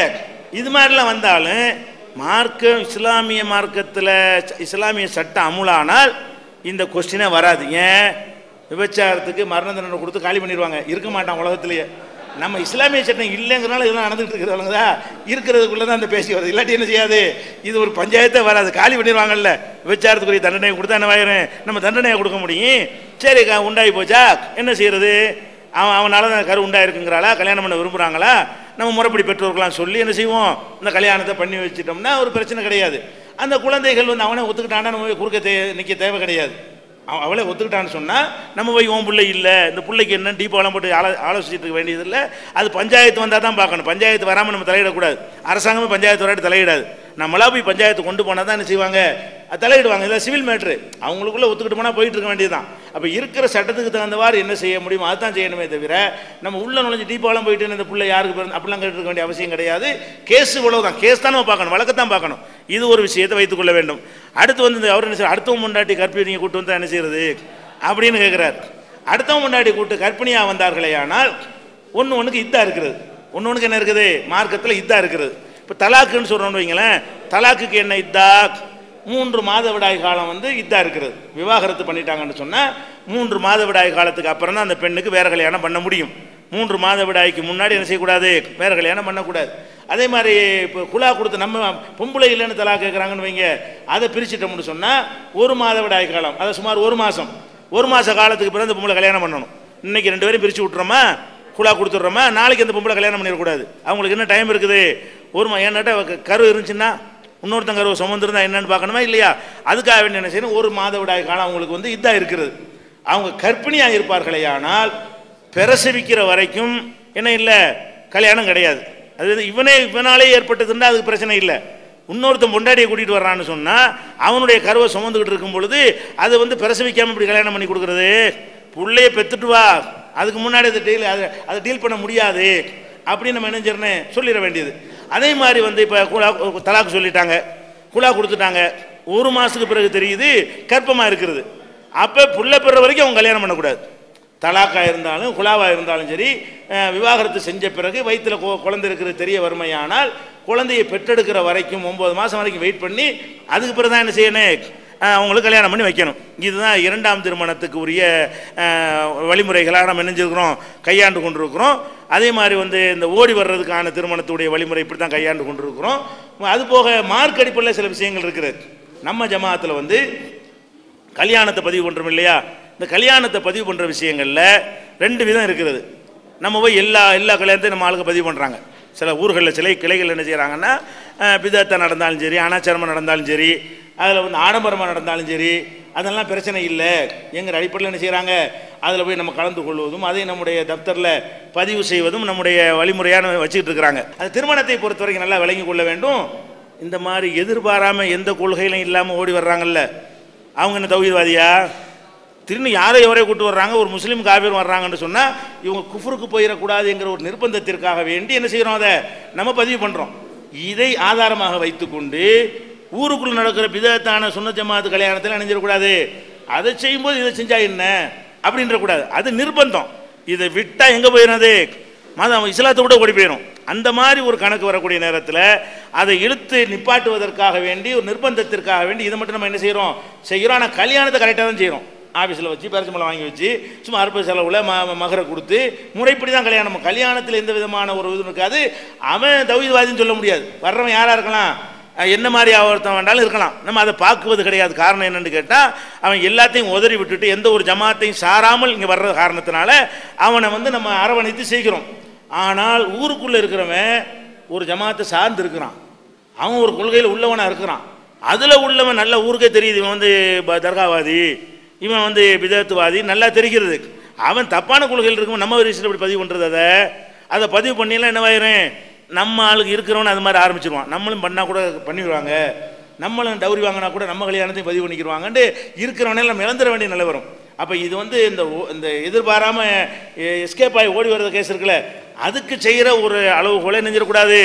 ஊருக்குள்ளே நடக்கக்கூடிய திருமணங்களில் கொள்கை இல்லாதவங்க, தவறான கொள்கையில் உள்ளவங்க, தவறான முறையில் திருமணம் நடத்தக்கூடியவங்க, அனாச்சாரத்தோடு நடத்துகிறவங்க, ஆடம்பரமாக நடத்துகிறவங்க, அவங்களுக்கு இந்த அளவுகளை பயன்படுத்தாமல் நீ கரெக்டான தௌஹீத்வாதியா, கரெக்டான திருமணம் நடத்துவியா, வரட்சணை கொடுக்காமல் இருக்கிறியா, 100% இருக்கிறியா, அப்போ தான் எங்கள் புக்கில் பதிவு பண்ணுவோம் என்று தான் சொல்லணும். இல்லைன்னா இருக்கிற ஆட்களுடைய வீரியமெல்லாம் இழந்து அவங்களும் நினைஞ்சிருவாங்க, ஒரு பக்கம் ஓடி விட்டுருவாங்க. அதுக்கடுத்து என்ன கேட்குறாருன்னா, சில பேர் ஓடி போய் 5-6 வருஷம் அவங்க நல்லா வாழ்ந்துவிட்டு அப்புறமேல கல்யாணம் பண்ணி கேட்டு வர்றாங்க, என்ன செய்யுதுன்னு கேட்குறாரு. அது சீட்டு வந்திருக்கு. 5-6 வருஷம் 20 வருஷம்லாம் வந்திருக்கு. அவர் 5-6 வருஷம் நம்ம ஆபீஸுக்கு 20 வருஷ கேஸ்லாம் வந்திருக்கிறது. அவன் வந்தால் என்ன செய்வோம், மனிதன் தவறு செய்யக்கூடியவன் 20 வருஷமாக நம்ம தப்பு செஞ்சிட்டோம் என்று விளங்கி திருந்தி முறைப்படி கல்யாணம் பண்ணிங்கன்னு ஒருத்தன் வந்தான்னு சொன்னால் அது தண்டிக்கிற அதிகாரம் தான். தண்டிக்கிற விஷயம் வேறு, நம்ம அந்த அதிகாரம் இல்லை. எல்லாம் மன்னிக்கக்கூடியவனாக இருக்கிறாங்க. இது விரட்டி விட்டா மறுபடியும் விசாரம் பண்ணுவாங்க. இது 20 வருஷம் நீ வாழ்ந்தீங்கள, இன்னும் 20 வருஷம் விசாரம் பண்ணிக்க, அப்படியே சொல்ல முடியும். இன்னைக்கு தௌபா செஞ்சு அவனுடைய பாவத்தையெல்லாம் சொல்லி அல்லாட்ட அழுது மன்றாடுப்பா, தௌபா செஞ்சுக்கப்பா, திருந்திக்க, இனி செஞ்சிருக்க கூடாது, அல்லாட்ட மன்னிப்பு கேட்டுக்க, இனிமேலாவது முறைப்படி கல்யாணம் பண்ணி வாழணும்னு தான் நம்ம சொல்லணுமே தவிர 5 வருஷமாக வாழ்ந்தீங்களே, 6 வருஷமாக வாழ்ந்தீங்களே அப்படி என்ன செய்யக்கூடாது, கேட்கக்கூடாது. அதையும் நம்ம அக்செப்ட் பண்ணிக்கிறணும். அடுத்து வந்து என்னென்னு கேட்டால், மைனர் வருவாங்க. ரொம்ப முக்கியமான விஷயம். மைனரான ஆண், மைனர்னா 18 வயசு கீழே. மைனர்னா என்ன, 18 வயசுக்கு கீழே உள்ள ஆண்களோ பெண்களோ வந்தாங்கன்னா, கல்யாணம் வந்தாங்கன்னா விரட்டி அடிச்சு போடுங்க, பெற்றோர்கிட்ட ஒப்படைச்சிடணும், போலீஸில் ஒப்படைச்சிடணுமே தவிர இல்லைன்னா என்னவாயிரம் நம்ம காப்பு அப்புறம் 7 வருஷம் உள்ளே போட்டுருவான். மைனரான ஆணுக்கோ பெண்ணுக்கோ கல்யாணம் பண்ணி வைத்தால் என்னவாயிரம் 7 ஆண்டு தண்டனை கொண்டு கொடுத்துருவான். பெரிய சட்ட இந்தியாவில் அது கடுமையான குற்றமாக என்ன செய்யிருக்காங்க. அது வந்து மைனர் பெண்ணை வந்து கடத்திக்கிட்டு போன குற்றம், கற்பழித்த குற்றத்திலாம் உடந்தையாக்கி விட்டுருவாங்க. நம்மளை பேர் வேறு இப்போ தௌஹீத் ஜமாத்தை சேர்ந்தவர் இளம்பெண் கடத்தல் வழக்கில் கைதுன்னு போட்டுருவான். நம்ம வந்து கடத்தவும் இல்லை, அவங்கள தான் ஓடி வந்திருக்கிறாங்க. அப்போ மைனர் வந்தாங்கன்னா என்ன செய்யணும்னு கேட்டால், பேரண்ட்ஸை கூப்பிட்டு உனக்கு எந்த ரைட்டும் இல்லை, பேசாமல் போய்கிட்டே இருமான்னு ஒப்படைச்சிடணும். மறுத்தாங்கன்னு சொன்னால் போலீஸில் ஒப்படைச்சிட்டோம்னா போலீஸ் என்ன செய்வான்னா, காப்பகங்கள் இருக்கிறது, அந்த 18 வயசு கீழே உள்ளவங்களுக்காக வேண்டி ஆண்களுக்கும் பெண்களுக்கும் சிறார் இல்லம்னு வச்சிருக்கிறான். அதில் கொண்டே வச்சு 18 வயசு பூர்த்தியான பிறகு என்ன செய்வான், உன் இஷ்டப்படி முடிவு எடுத்துக்கான்னு சொல்லுவான். நம்ம ஹேண்டில் பண்ணிடக்கூடாது. 18 வயசு கீழே உள்ளவங்களா இருந்தால் பெற்றோர்கிட்ட கொடுக்கணும், இல்லாட்டி கவர்மெண்ட்டில் என்ன செய்யணும், ஒப்படைச்சிட்டோம்னா அவங்க அதை 18 வயசு வரைக்கும் காப்பாற்றி அதுக்கு பிறகு என்ன செய்வாங்க, கோர்ட்டில் ஆர்டர் வாங்கி அவங்க மேஜர் ஆகிவிட்டார்கள், அவங்க விருப்பத்துப்படி முடிவு எடுக்கலாம்னு சொல்லுவார்கள். அப்போ கல்யாணம் பண்ணிட்டு போகிறாங்க. அப்போ நம்மளை அணுகுனா செஞ்சுக்கிடலாம். 18 வயசு கீழே வந்த யாருக்கு நினைஞ்சிடக்கூடாது, இந்த மாதிரி விஷயங்களை கல்யாணம் பண்ணி வச்சிடக்கூடாது. அதுபோக இதெல்லாம் இந்த ஓடி வர்றதுக்கு தான் இப்படி நம்ம இதுலேயே தெரிஞ்சுக்கிறதுக்காக சொல்கிறோம், நம்ம சமூகத்திலேயே ஒரு பொண்ணுக்கு 16 வயசான கல்யாணம் நடக்கத்தான் செய்யுது. நம்ம சமூகத்தில் 18 வயசு வரைக்கும் பார்த்துட்டா இருக்கிறாங்க இல்லை. நிறைய சமூகங்களில் அதாவது ஓடி வர்ற கேஸில் முறையாக நடக்கிறது, முறையாக பெற்றோர் பேசி நடக்கிறதுல கூட ஒரு 16 வயசு பொண்ணுக்காவது நல்ல மாப்பிள்ளை கல்யாணம் பண்ணாடி மிஸ் ஆகி போயிடுறேன், மாப்பிள்ளையும் கிடைக்க மாட்டேங்குது, இப்போ பண்ணிடலாம்னு நினைக்கிறாங்க. நம்ம நாட்டு சட்டப்படி என்னவா இருக்குது, அது குற்றம்னு சொல்லி வச்சுருக்கிறாங்க. ஆனால் நாட்டில் பூரா செஞ்சுக்கிட்டு தான் இருக்கிறாங்க. நீங்கள் என்ன செய்யணும்னா அவங்கள்ட்ட கடிதம் கேட்கணும். என்னுடைய மகளுக்கு 18 வயசு பூர்த்தி ஆகிவிட்டது என்று நான் உறுதி கூறுகிறேன். கல்யாணம் பேப்பர் வாங்கி கல்யாணம் பண்ணி சொல்ல வேண்டியது. கேட்டேன் என்ன செய்யணும், இந்த இருக்குது நான் 18, நாங்கள் இவ்வளோ தான் பார்ப்போம், இந்த 18 வருஷம் சொன்னார்ன்ற வேண்டி தான் வழங்குதா. நீங்கள் முறையாக உள்ள கல்யாணத்துக்கு ஓடி வர செஞ்சிடாதீங்க, பயங்கர சிக்கலாக போயிடும். ரெண்டு பெற்றோருமா சேர்ந்து செஞ்சாங்கன்னு சொன்னால் இது 2 பேரில் யாராச்சும் கேஸ் கொடுத்தா தான் போலீஸ் தலையிடுவான், வழி எவ்வளோ தலையிட மாட்டான். 2 பேரும் சேர்ந்து செய்கிறதுனால சிக்கல்லாம் ஒன்றும் வராது. ஆனால் நீங்கள் உங்கள் சேஃப்டிக்கு என்ன பண்ணணும்னு கேட்டால் 15க்கு 18 கீழே யார் கல்யாணம் பண்ணி வச்சாலும் அவங்கள்ட்ட பெற்றோர் என்ன செய்யணும், எங்களுடைய மகளுக்கு இன்றைய தேதியுடன் 18 வயசும் 6 மாதம் ஆகிவிட்டது என்று உறுதி கூறுகிறோம், அவர் கல்யாணம் பண்ணி வைங்க. சர்டிஃபிகேட் ஆதரவுலாம் கேட்க வேணாம், அவங்கள்ட்ட எழுதி வாங்கிட்டு என்ன செய்யணும், அப்படி கல்யாணம் பண்ணி வச்சுட்டீங்கன்னா நாங்கள் 18 கிலோ பண்ணவே மாட்டோம், இருந்தாருக்கு ஆதாரன்ற வேண்டியதான். அவன் பொய் சொன்னா அவனை பிடிச்சிக்க, நாங்கள் என்ன அப்படின்னு சொல்லிக்கிறோம், சேஃப்டி பண்ணிக்கிறோங்க அதை. சரியா, இதை ஒரு கவனத்தில் வச்சுக்கிறணும். அடுத்து ஒரு கேள்வி கேட்குறாங்க, அலி ரலியல்லாஹு அன்ஹு சம்மந்தப்பட்டது இருக்குல்ல, அதில் அபூஜஹல் அல்லாஹ்வுடைய எதிரி இல்லையா, அபூஜஹலுடைய மகளை அலி கல்யாணம் பண்ண போறாரு, அதனால தான் ரசூல் ஸல்லல்லாஹு அலைஹி வஸல்லம் எதிர்த்தாங்கன்ற ஹதீஸ் இருக்குது. அது வேற பொண்ணை பார்த்துருந்தா ரசூல் அனுமதிச்சிருப்பாங்களேன்னு கேட்குறாரு. அந்த ஹதீஸை பொறுத்த வரைக்கும்ங்க அது புகாரில் அதுவும் இடம்பெற்றிருக்கிறது, அதுவும் புகாரில் தான் இருக்கிறது. நான் சொன்ன அந்த ஹதீஸும் புகாரில் தான் இருக்கிறது. இந்த ஹதீஸை பொறுத்த வரைக்கும் இது இஸ்லாத்தினுடைய பேசிக்கை அடித்தளத்தை தகர்க்கக்கூடிய ஒரு வாசகமாக அதில் இடம்பெற்றிருக்கிறது. எப்படி வருதுன்னு கேட்டால், இப்போ அபூஜஹல் அல்லாஹ்வுடைய எதிரி, ஓகே, அபூஜஹல் அல்லாஹ்வுடைய எதிரியாக இருந்தால் அவருடைய மகள் அல்லாஹ்வுடைய எதிரியாயிருவாங்களா? இஸ்லாத்தில் அது அடிப்படை உண்டா? கிடையாது. அப்போ ஒருத்தர் எதிரியாக இருந்தார்னா அவர் தான் எதிரியை தவிர இஸ்லாத்தில் அவருடைய எதிரியுடைய மகளோ எதிரியுடைய மகனோ எதிரியாவாங்களா? இஸ்லாத்தில் ஆக மாட்டாங்க. அப்போ இந்த அபூஜஹல் அப்படி இருந்தாலும் அபூஜஹலுடைய மகள் முஸ்லீமாக இருக்கும் பொழுது, அபூஜஹலுடைய மகன் முஸ்லீமாக இருக்கும் பொழுது அவரையும் இக்ரிமா ரலியல்லாஹு அன்ஹு நம்ம என்ன செய்கிறோம், அபூஜஹலுடைய மகனையும் ரசூல் ஸல்லல்லாஹு அலைஹி வஸல்லம் அங்கீகரித்து அவரையும் ரலியல்லாஹு அன்ஹுன்னு சொல்கிறோம். அபூஜஹலுடைய மகன் ஒருத்தர் இருந்தார் இக்ரிமாண்டு, அல்லாஹ்வுடைய எதிரியுடைய மகன் ஓடுன்னு சொல்ல விரட்டலை. இது இஸ்லாத்தில் அப்படி அடிப்படையே கிடையாது. ஒருத்தன் பாவத்தை ஒருத்தன் சுமக்க மாட்டான் அப்படிங்கிற அடிப்படை. அந்த புகாரில் எப்படி அறிவிப்பு வருதுன்னா, என்னுடைய மகளும் அல்லாஹ்வுடைய எதிரியாகிய அபூஜஹலுடைய மகளும் ஒரு இடத்தில் வாழ முடியாது ரசூலுல்லாஹ் சொன்னார்கள் அப்படின்னு அந்த ஹதீஸில் வருது. இதை ரசூலுல்லாஹ் சொல்லவே முடியாது. இஸ்லாத்தினுடைய அடிப்படை கோட்பாடு பிரகாரம் வலா தஸிர் வாஸிரத்துன் விஸ்ர உஹ்ரா, ஒருத்தர் சுமையை ஒருத்தர் சுமக்க முடியாது. அவன் அபூஜஹல் எதிரியாக இருந்தால் அந்த பொண்ணு என்ன பண்ணு? அப்போ எத்தனை சஹாபாக்களுடைய மனைவிமார்கள்லாம் எதிரியுடைய மகதானே. இப்போ நான் கேட்குறேன், ரசூலுல்லாஹ் அபூ சுஃபியானுடைய மகளை கல்யாணம் பண்ணியிருந்தாங்கல்ல, அபூ சுஃபியான் எதிரியாக இருக்கும்போது அப்போ என் எதிரி மகளே கல்யாணம் பண்ணாங்களே, இப்படி ரசூலுல்லாஹ் சொல்லியிருப்பாங்க. அப்படி நடந்து இருக்கு அரபு நாட்டில். எல்லா சஹாபியும் எதிரி மூலத்தான கல்யாணம் பண்ணியிருந்தாங்க. அத்தனை சஹாபாக்கள் எடுத்து பார்த்தாலும் அவங்களுடைய மனைவிமார்கள் யாராக இருப்பாங்கன்னு கேட்டால் அவங்களுடைய பாப்பா மாமனார் எதிரியாக தான் இருப்பாங்க. அப்போ ரசூல் ஸல்லல்லாஹு அலைஹி வஸல்லமுடைய மனைவி என்ன இருக்கிறாங்க, அபூ சுஃபியானுடைய மகளை கல்யாணம் பண்ணியிருக்கிறாங்க. ஆனால் அபூ சுஃபியான் எதிரியாக இருந்தார். கடைசியில் இஸ்லாத்துக்கு வந்துட்டாரு, கல்யாணம் பண்ணும்போது எதிரியாக தானே இருந்தாங்க. அந்த மாதிரியான ஒரு முறையில் நிறைய பேர் இணைஞ்சிருக்கிறாங்க, கல்யாணம் பண்ணியிருக்கிறாங்க. அந்த பொண்ணு இஸ்லாமான்னு நீங்கள் பார்க்கணுமே தவிர அவங்க வாப்பா இஸ்லாமான்னு நீங்கள் பார்க்க வேண்டிய அவசியம் கிடையாது. அப்போ ரசூல் அந்த கான்செப்டில் பார்த்துருப்பாங்களா? என்னுடைய மகளும் அல்லாஹ்வுடைய இதெல்லாம் இந்த இன உணர்வை ஒழிக்கத்தான் ரசூலுல்லாஹ் வந்தாங்க. இந்த ஜாதி வரி இனவரி நான் யார் நீ யார் அப்படிங்கிறதெல்லாம் ஒழிக்கிறதுக்கு வந்திருக்கும் பொழுது என்னுடைய மகளும் அல்லாஹ்வுடைய எதிரி மகளும் ஒன்று சேர மாட்டார்கள் எப்படி சொல்லுவாங்க? இதை விட இது நல்லா இருக்கிறது, இது ஏற்றுக்கொள்ளத்தக்கதா இல்லை. மற்ற அறிவிப்பில் என்ன வருது?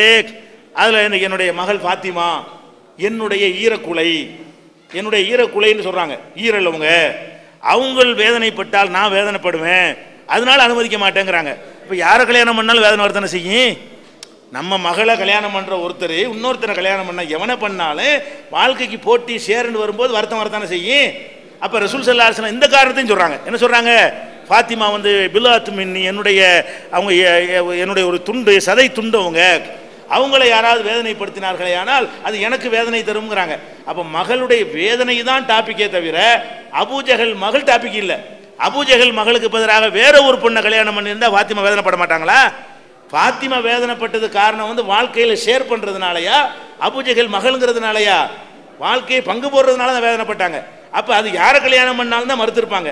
அதனால என்னுடைய மகனும் பின்த் அது அல்லாஹ்வின் எதிரியுடைய மகளும் ஒன்று சேர மாட்டார்கள் என்று சில அறிவிப்புகள் புகாரில் இடம்பெற்றிருந்தாலும் இது இஸ்லாமிய கான்செப்டுக்கே, இஸ்லாத்தினுடைய அடிப்படையான கொள்கைக்கே மாற்றமாக இருக்கிறதுனாலையும் இதை ஒழிக்க தான் இந்த மார்க்கம் வந்துச்சுங்கிற காரணத்தினாலையும் இந்த அறிவிப்பை விட அந்த அறிவிப்பு தான் சரி, இந்த அறிவிப்பு இஸ்லாமிய அடிப்படையில் ஏற்றுக்கொள்கிற அறிவிப்பு இல்லைங்கிறத விளங்கி கொள்ள வேண்டும். இது வரைக்கும் சொல்லப்பட்டதில் வந்து முக்கியமான சில விஷயங்களை வந்து நம்ம கடைப்பிடிக்கணும். நீங்கள் நிர்வாகம் பண்ணக்கூடியவர்கள் அதில் அது சொல்லப்படாது, இது வரைக்கும் விவரமாக உங்களுக்கு சொல்லப்படாத விஷயங்களாக நான் எதை கருதுகிறேனோ அதை தான் இப்போ சொல்கிறது. என்னன்னு கேட்டால், நம்ம எந்த ஒரு விஷயத்தை செய்வதாக இருந்தாலும் முதல்ல நம்மள்ட்ட இருக்க வேண்டிய திட்டமிடணும். திட்டமிடுதல் இல்லாத காரியத்தை நம்ம செஞ்சுட்டு இருக்கிறோம். ஒரு காரியம் செய்கிறதா என்ன செய்யணும்? இந்த மேடை ஒரு ஊட்டியில் ப்ரோக்ராம் நடத்துகிறோம். ஊட்டியில் ப்ரோக்ராம் நடத்தி சொல்லிட்டு உட்காந்துடக்கூடாது. ஊட்டி என்ன மாதிரி ஊர், அந்த ஊரில் என்னென்ன பிரச்சனைலாம் சந்திப்போம், அந்த பிரச்சனைக்கு என்னென்ன மாதிரி தீர்வுகள்லாம் இருக்குன்னு. இப்போ நான் வந்தவொடனே இந்த சேரை கூட சொன்னேன், உதாரணத்துக்காக வேண்டி. நீங்கள் என்ன திட்டமிட்டுருக்கிறீங்க, இந்த சேரில் வந்து 2 நாளைக்கு ஒரு மனுஷன் உட்கார முடியுமா, கைப்பிடி இருக்கக்கூடிய சேர் எடுக்கணுமா, இதெல்லாம் கவனிக்கணும். இந்த உட்கார்ந்து இருக்கிறதுல இந்த சேரில் வந்து கை வைக்கிறதுக்கு இருக்குன்னு வைங்களேன், அது 2 நாளைக்கு ஈஸியாக உட்காந்துருக்கலாம். கை வைக்கிற கிரிப் இல்லாத சேர் எடுத்துருக்கு, இதெல்லாம் கவனிக்க மாட்டீங்களா? நம்ம அரை மணி நேரம் உட்காரலாம், 1 மணி நேரம் உட்காரலாம். இந்த மாதிரி சேரில் 2 நாளைக்கு உட்காந்தீங்கன்னு சொன்னால் குறுக்கு வழி வந்துடும். உனக்குதா? உங்களுக்கே தெரியுதா? உங்களுக்கு இல்லை, உங்களுக்கு கொஞ்சம் அன்ஈஸியாக இருக்கிற சில பேருக்கு தெரியல, கஷ்டமாக தெரியும், ஏன் காரணம்னு உங்களுக்கு வழங்கலை. ஆனால் நாங்கள் அந்த காரணத்தை வழங்கி வச்சுருக்கிறோம். இது தப்பு, இந்த சேர் தான் எல்லாத்துக்கும் பஞ்சாயத்து சொல்லிட்டீங்களா? இந்த சேர் இல்லை இதை நம்ம மேற்கொண்டு 1 ரூபா கூட வந்து வந்துட்டு போதே. என்னன்னு கேட்டால், ஒரு காரியத்தை எடுக்கும் பொழுது அதை நல்லா செய்வதற்கு என்னென்ன இருக்குது அத்தனை யோசிக்கணும். சும்மா கூட்டம் நடத்தக்கூடாது.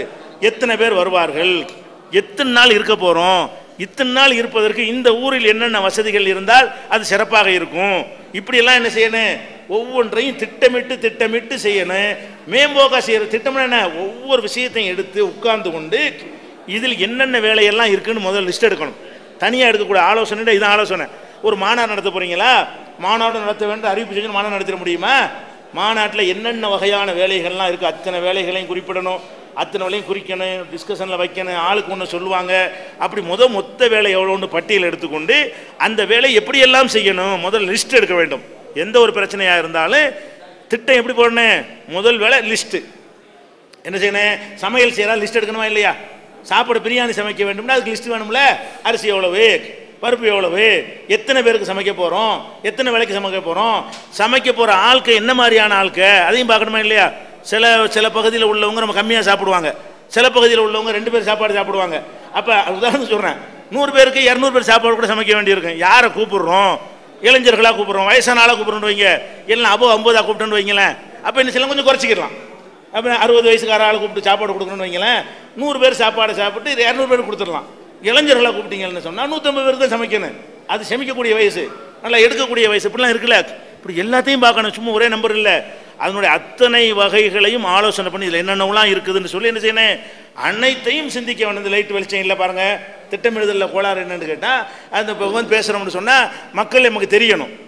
மக்கள் தெரியலைன்னா அது என்ன செய்ய முடியாது, யாருக்கும் இன்வால்வ்மெண்ட்டாக சொல்ல முடியாது. முன் வரிசையில் உள்ளவர்கள் மட்டும்தான் எனக்கு தெரிகிறீர்கள், பின்னாடி உள்ளவர்கள் எனக்கு தெரியலை. அப்போ அங்கே ஒரு லைட்டு போடணும், இதெல்லாம் யோசிக்கணும். எத்தனை பேர் உட்காருவாங்க, எவ்வளோ இடத்த கவர் பண்ணுவாங்க, கவர் பண்ணும்போது இருட்டாக இருக்குமா வெளிச்சமாக இருக்குமா, ஊட்டியில் அடிக்கிற இந்த மாதிரி டிம்மா அடிக்கிறோமே, டிம்மானா என்ன வராது. இது மாதிரி எப்பவும் செய்ய வேண்டிய தேவையில்லை. இதுவே வந்து திருச்சியில் செஞ்சால் தேவைப்படாது. ஏன்? இந்த நேரத்தில் வெளிச்சமாக இருக்கும், லைட் தேவைப்படாது. இந்த ஊரில் என்னவாக இருக்கும், பகலை ராத்திரியாக போயிடுது பாருங்களேன். அந்த மாதிரி போயிடுச்சுன்னா என்ன, இதெல்லாம் யோசித்து பார்த்து அங்கே ஒரு லைட்டு போடணும், இந்த சேர் எப்படி இருக்கணும், ஸ்டேஜ் இப்படி போடணும், அது மாதிரி எல்லாம் என்ன செய்யணும், பல விஷயங்கள் வந்து யோசிக்கணும். அப்போ இந்த மாதிரி முதல்ல லிஸ்ட்டுகளை எடுத்துக்கொண்டு ஒவ்வொரு காரியத்தையும் என்ன மாதிரி செய்யணும் அதை எடுக்கணும். அடுத்து என்னன்னு கேட்டால், பொறுப்புகளை பகிர்ந்து கொடுக்கணும். யார் வந்து தானே இழுத்து போட்டு செய்கிறாங்களோ அவங்க ஒரு வேலையும் செய்ய மாட்டார்கள், அவங்களால் இயக்கம் வளரவே வளராது. இழுத்து போட்டு செய்கிறவர்கள் நிர்வாகிகளாக இருக்கிறவங்க என்ன செய்யக்கூடாது, தலையில் இழுத்து போட்டு நான் தான் எல்லாம் செய்ய வேண்டியிருக்கின்றாலே அன்ஃபிட்டுன்னு அர்த்தம், தகுதியில்னு அர்த்தம். வேலை செய்கிற வேலை வாங்குறவன் தான் தலைவன், வேலை செய்கிறவன் தலைவன் கிடையாது. நல்லா விளங்கிக்கிறணும். இப்போ நோட்டீஸ் ஒட்டணும்னு வைங்களேன், நானே பசை எடுத்துக்கிட்டு நானே போஸ்ட் ஒட்டணுன்னு சொன்னால் எத்தனை நோட்டீஸ் ஒட்டிடுவேன்? எல்லாரும் ஒட்டுங்கண்டு ஆளுக்கு 100 கொடுத்தாண்டுனா எத்தனை நோட்டீஸ் ஒட்டுவோம்? நான் ஒரு ஆள் ஓட்டினா எத்தனை நோட்டீஸ் ஒட்ட முடியும்? நோட்டீஸ் ஒட்டக்கூடியவர்களாக தயார் பண்ண எத்தனை ஒட்ட முடியும்? அப்போ நம்ம என்ன செய்யணும்? வேலைகளை பொறுத்த வரைக்கும் தலைவராக இருக்கிறவர்கள் சூப்பர்வைசர்களாக தான் இருக்கணும், கண்காணிக்கிறவங்களா இருக்கணும், வேலை வாங்குறவங்களா இருக்கணும். அதே நேரத்தில் பக்குவமாக தட்டி கொடுத்து வாங்கினது விஷயம், ஆர்டர் பண்ணி அடிமைத்தனமாக செஞ்சிடக்கூடாது. அப்போ என்ன செய்ய நல்லா விளைக்கணும். தலைவர்களாக இருக்கக்கூடியவர்கள் வேலை செய்கிறவர் இறங்கி நம்மளே இழுத்து போட்டு செய்யவே கூடாது. என்ன செய்யணும்? குழுவை கூட்டி இந்த வேலையை நீ பாரு, தர்பியா அதாவது ஜும்மா நடத்தணுமா, ஒரு எத்தனை கிலோன்னு பார்த்துக்கிறங்க, 10 கிலோ இருக்கா, 30 கிலோ இருக்குதா, 30 ஜும்மா இருக்குதா, ஜும்மா பொறுப்பு யார் நீ அப்படின்னு கொடுத்துட வேண்டியது. அவர் ஜும்மாவை பார்த்துக்கிடுவார். ஜும்மா கொடுத்தா முழுசாக கொடுத்துருன்னு போட்டு தலையிட்டு இருந்தால் நம்ம வேலைக்காரன் நினச்சிருவாரு. நீ ஜும்மாவை பார்த்துக்கன்னு நினச்சேன்னு அவர் தான் மருத்துவத்தோடு தொடர்பு கொள்ளணும், அவர் தான் தாய்களை பேசணும், அவர் தான் அரேஞ்ச்மெண்ட் பண்ணணும், அவர் தான் அந்த தாய்கள் ஒழுங்காக வர்றாங்கன்னு கேட்கணும். அந்த மாதிரி தெருமுனை கூட்டத்துக்கு ஒரு ஆள்கிட்ட கொடுத்துருங்க. அப்போ என்ன செய்ய, அவருடைய வேலையை நமக்கு ஒரு பொறுப்பு தந்துட்டாங்க, தெருமுனை கூட்டம் நம்ம தான் செய்ய போகிறோம், நம்ம என்ன செய்யணும்? நம்மளே தெருமுனை கூட்டத்துக்கு ஆளையும் கூப்பிட்டு இடத்தையும் தீர்மானம் பண்ணி இந்த நடத்துன்னு சொன்னால் அவனுக்கு கோவம் வந்துடும். இது வேலை கொடுக்குறது வேலை, இது அடிமைத்தனம். இது பொறுப்பு கொடுப்பது என்றால் என்ன செய்யணும்? அவனே டிசைட் பண்ணுற அளவுக்கு அதிகாரத்தோடு கொடுத்துருங்க. ஒரு ஆள் கொடுத்தீங்கன்னு சொன்னால் நீ இந்த வேலையை நீ தான் செய்யணும், நீனே ஐடியா பண்ணு. ஜமாத்து பாலிசிக்கு மாற்றம் இல்லாத வகையில், கொள்கைக்கு மாற்றம் இல்லாத வகையில் எவ்வளோ கூட்டத்தை அதிகரிக்க முடியுமோ நீனா திட்டமிடு, நீனா போ, நீனா செய்யணும் கொடுத்தீங்கன்னு வைங்க. இப்படி ஒவ்வொரு வேலையாக பிரித்து ரத்த தானம்னா ஒரு ஆள் பொறுப்பாளர் கொடுத்துருந்தேன். அவர் தான் போய் அணுகணும், அவர் தான் பேசணும், அவர் தான் ஏற்பாடு பண்ணணுன்னே நிறைய தலைவர்கள் கிடைப்பாங்க, நிறைய நிர்வாகிகள் கிடைப்பாங்க, நிறைய ஒரு நிர்வகிக்க திறமை படைத்தவர்களும் கிடைப்பார்கள். அதனால் நீங்கள் நிர்வாகிகள்லாம் கூடி என்ன செய்யணும்னு கேட்டால் லிஸ்ட்டு எடுத்து எந்தெந்த வேலை யாருக்குன்னு நீங்கள் பிரித்து அதுக்கு முழு சுதந்திரம் கொடுத்து பாருங்கள், பல மடங்கு பெருகிவிடும். எதுக்கு எடுத்தாலும் தலைவர் வரணும், எதுக்கு எடுத்தாலும் செயலாளர். நம்ம தமிழ்நாடு தவிச்சமா தலைமையை பொறுத்த வரைக்கும் எனக்கு வேலையே கிடையாது, நான் ஒரு வேலையும் செய்ய மாட்டேன், பிரித்து தான் கொடுப்பேன். என்னுடைய வேலையெல்லாம் என்னது, என்னென்ன வருது, யார் யாருக்கு எதை வந்து இந்த வேலையை நீங்கள் பாருங்கள், நான் படிச்சு தான் உட்காந்துட்டு இருப்பேன். ஆனால் வேலை நிறைய நடக்கும். வேலை நடக்கிறதுக்கு நம்ம செய்கிறதுக்கு என்ன காரணம்னா நான் ஒன்றுமே செய்கிறதில்ல, அதனால் வேலை நடக்குது. நீங்கள் தலைவர்களை உட்காந்து செஞ்சீங்கன்னா என்ன ஆயிரும்? எனக்கு வேலையே இல்லை, இந்த இதில் உள்ள எதுலேயுமே எனக்கு பங்கே இருக்காது. நம்ம என்ன செய்வோம்? அவங்களுக்கு முழு சுதந்திரம் கொடுத்துருவோம், என்னென்ன நீங்கள் செய்யுங்க. அப்போ நல்லா விளங்கி கொள்ள வேண்டும். நீங்கள் முதல்ல எந்த ஒரு வேலையை எடுத்துக்கொண்டாலும், ஒரு தெருமுனை கூட்டம், பொதுக்கூட்டம், நோட்டீஸ் எதை எடுத்துக்கொண்டாலும் முதல்ல திட்டமிட வேண்டும், பட்டியல் தயாரிக்க வேண்டும், யார் யாருக்கு என்னென்ன பொறுப்பு என்று என்ன செய்யணும், அதை பிரித்து கொடுக்க வேண்டும், முழு அதிகாரத்தோடு பிரித்து கொடுக்க வேண்டும். இதை நிர்வாகிகள் முக்கியமாக கடைப்பிடிக்கணும். ஒன்று. இரண்டாவதாக ஃபாலோ அப் முக்கியம். ஃபாலோ அப்னா என்ன தெரியுமா? இதுதான் ரொம்ப நம்மள்கிட்ட ஒரு இயக்கம் நாசமாக போகிறது, ஒரு மனிதன் அவனுடைய வாழ்க்கையில் நாசமாக போவது, முன்னேற்றம் இல்லாமல் போகுது. எல்லாத்துக்கும் என்ன காரணம்னு கேட்டால் ஃபாலோ அப் இல்லாமல். ஃபாலோ அப்னா என்ன தெரியுமா? இப்போ நான் என்ன சொல்கிறேன், இதை போய் அவர்கிட்ட கொடுத்துட்டு வாங்குறேன், அவன் போகிறான், இவர்கிட்ட இதை கொண்டு அவர்கிட்ட கொடுத்துட்டு வாங்குறேன்னா இவர் போகிறாரு. போன உடனே இவர் கொடுத்தாரா இல்லைன்னு எனக்கு தெரியாது, நான் பாட்டு சொன்னவரை முடிச்சிடுறது. ஒரு வாரம் கழிச்சு அவர் எனக்கு ஃபோன் பண்ணுவார், எனக்கு கொடுத்து விட்றேண்டியில் வரலையே பாரு. நான் சார் கொடுத்து விட்டேனே என்ன பதில் சொல்கிறது? கொடுத்து விட்டேன்னு என்ன செய்யணும்? நான் உடனே இவருக்கு சொல்லி உடனே நீ அதை கொடுத்து விட்டு கொடுத்ததை எனக்குன்னு தெரிவிக்கணும். எப்படி சொல்லணும்? இதை நான் கொடுத்து விடுன்னு மட்டும் சொல்லிடக்கூடாது. ஒரு வேலை நல்லா செய்வதாக இருந்தால் இதை கொண்டே சாதிக்கிட்ட கொடுன்னு சேபிராண்ட கொடுக்குறேன். சேபிராண்ட கொடுக்கும்போது என்ன சொல்லணும்? சாதிக்கிட்ட கொடுத்துட்டு நீங்கள் எனக்கு இதை சொல்லணும், ஃபோன்லையோ நேர்லையோ சாதிக்கிட்ட கொடுத்துட்டேன் என்று சொல்லணும், அப்படி சொல்லி விடணும். அதுக்கப்புறம் சொல்லி அனுப்பும்போது உங்கள் மெமரியில் வச்சுக்கிறேன்னு இதை கொண்டே கொடுக்க எவ்வளோ நேரம் ஆகும், இதை கொடுக்கறதுக்கு எவ்வளோ நேரம் ஆகும், 1 மணி நேரம் ஆகுமா 2 மணி நேரமா கணக்கு வச்சுக்கிறேன். 2 மணி நேரம் ஆன உடனே நம்ம கேட்கணும், கொடுத்துட்டீங்களான்னு கேட்கணும். நம்ம வேலை என்ன? இதை கொண்டு சேர்க்கறது தான் நம்ம வேலை. 2 மணி நேரம் கழிச்சு சேபிரானுக்கு போன போட்டு அதை தந்தனே, அது போய் கொடுத்துட்டீங்களா? இல்லையா, நாங்கள் போயிட்டேனே. அப்போ என்ன டக்குன்னு என்ன செய்வோம்? வேற ஒரு அவரை கண்டிக்க வேண்டியதை கண்டிச்சுட்டு வேற ஒரு ஆர்டர் பண்ணி கொடுத்து விட்ருவோம். அப்போ 1 வாரம் கழிச்சு எனக்கு வரலன்னு அவர் சொல்லுவாரா? அப்போ நம்ம எந்த ஒரு இது உதாரணத்துக்கு சொல்லி காட்டுறேன், நம்மள்ட்ட எப்படி இருக்குன்னு கேட்டால் இதை கொண்டே கொடுத்துரு. அது எப்படி நடக்கும்? கொடுத்துருன்னு சொன்னால் கொடுத்ததை என்கிட்ட சொல்லணும்னு சொல்லணும். எந்த ஒரு வேலையை நீங்கள் யார்கிட்ட வாங்கினாலும் சரி, அதை ஒரு ஆள்கிட்ட ஒப்படைச்சிருக்கலையே ஆனால் மைக் செட்டுக்கு சொல்லிருந்துருவோம். அவன் பாட்டு போய் கூட்டம் போய் நின்றா மைக் செட் வந்திருக்காது.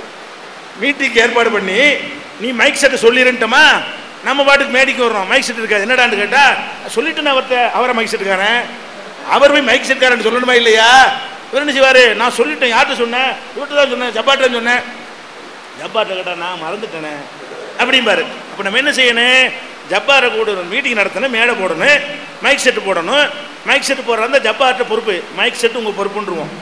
சொல்லிவிட்டு 1 மணி நேரம் கழிச்சியோ 2 மணி நேரம் கழிச்சியோ அதுக்கு எவ்வளோ அவகாசம்னு பார்த்துட்டு, இந்த ஜப்பார் பாய் மைக் செட்டு சொல்லிட்டீங்களா? இல்லையே, இப்படி ஒன்றுமே சொல்லுங்கன்றணும்.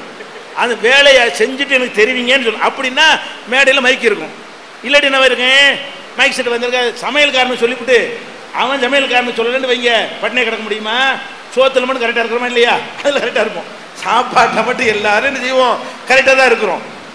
பொதுவான பொறுப்புகளை ஏற்றுக்கொள்ளும் பொழுது இதுக்கு பேர் தான் ஃபாலோ அப் என்பது. இது சொந்த வாழ்க்கையை உங்களை நாசமாக்கணும். ஒரு வேலையை சொன்னீங்க என்று சொன்னால் இதை செஞ்சானான்னு கண்காணிக்கணும். ஒரு ஆள்கிட்ட வேலையை கொடுத்தீங்கன்னா அவன் அந்த வேலையை செஞ்சானா, அவனுக்கு ட்ரைனிங் கொடுக்கணும். எந்த வேலையை நம்ம செஞ்சாலும் யார் அனுப்பினாரோ உங்களுக்கு தகவல் கொடுக்கணும். இப்போ நான் ஒரு வேலைக்கு உங்களை அனுப்புகிறேன்னு சொன்னால் நீங்கள் என்ன செய்யணும்? அனுப்பணுன்னு செஞ்சு முடிச்சிருவீங்க, எனக்கு தகவல் வராது. நான் செஞ்சாங்களா செய்யலையா, செஞ்சாங்களா செய்யலையா, அப்போ செஞ்சுட்டு என்ன தெரிவிக்கணுமா இல்லையா? செய்து விட்டு என்ன செய்யணும்? தெரிவிக்கணும். இன்னும் சொல்ல போனால் உதாரணத்தை சொல்வதாக இருந்தால், ஒரு ஊரில் போலீஸ் பிரச்சனை ஃபோன் பண்ணுவாங்க. சில கிளைகளில் இருந்து போலீஸ் பிரச்சனை அடித்தடி நடக்குது பயங்கரமாக அப்படி இப்படிம்பாங்க. நம்ம என்ன செய்வோம்? ஒரு 8 ஃபோனு 10 ஃபோன் வந்துடும். நம்மளும் மேலே பேசி அங்கே பேசி இங்கே பேசி மாவட்டம் பேசி மாநிலத்தில் பேசி எல்லாத்தையும் பேசி கீசி எல்லாம் சரியானு உட்காந்துருவோமா? அங்கே பிரச்சனை சால்வ் ஆயிரும். கைது செய்யப்பட்டால விடுதலை செஞ்சுருவாங்க. தகவலை சொல்ல மாட்டாங்க.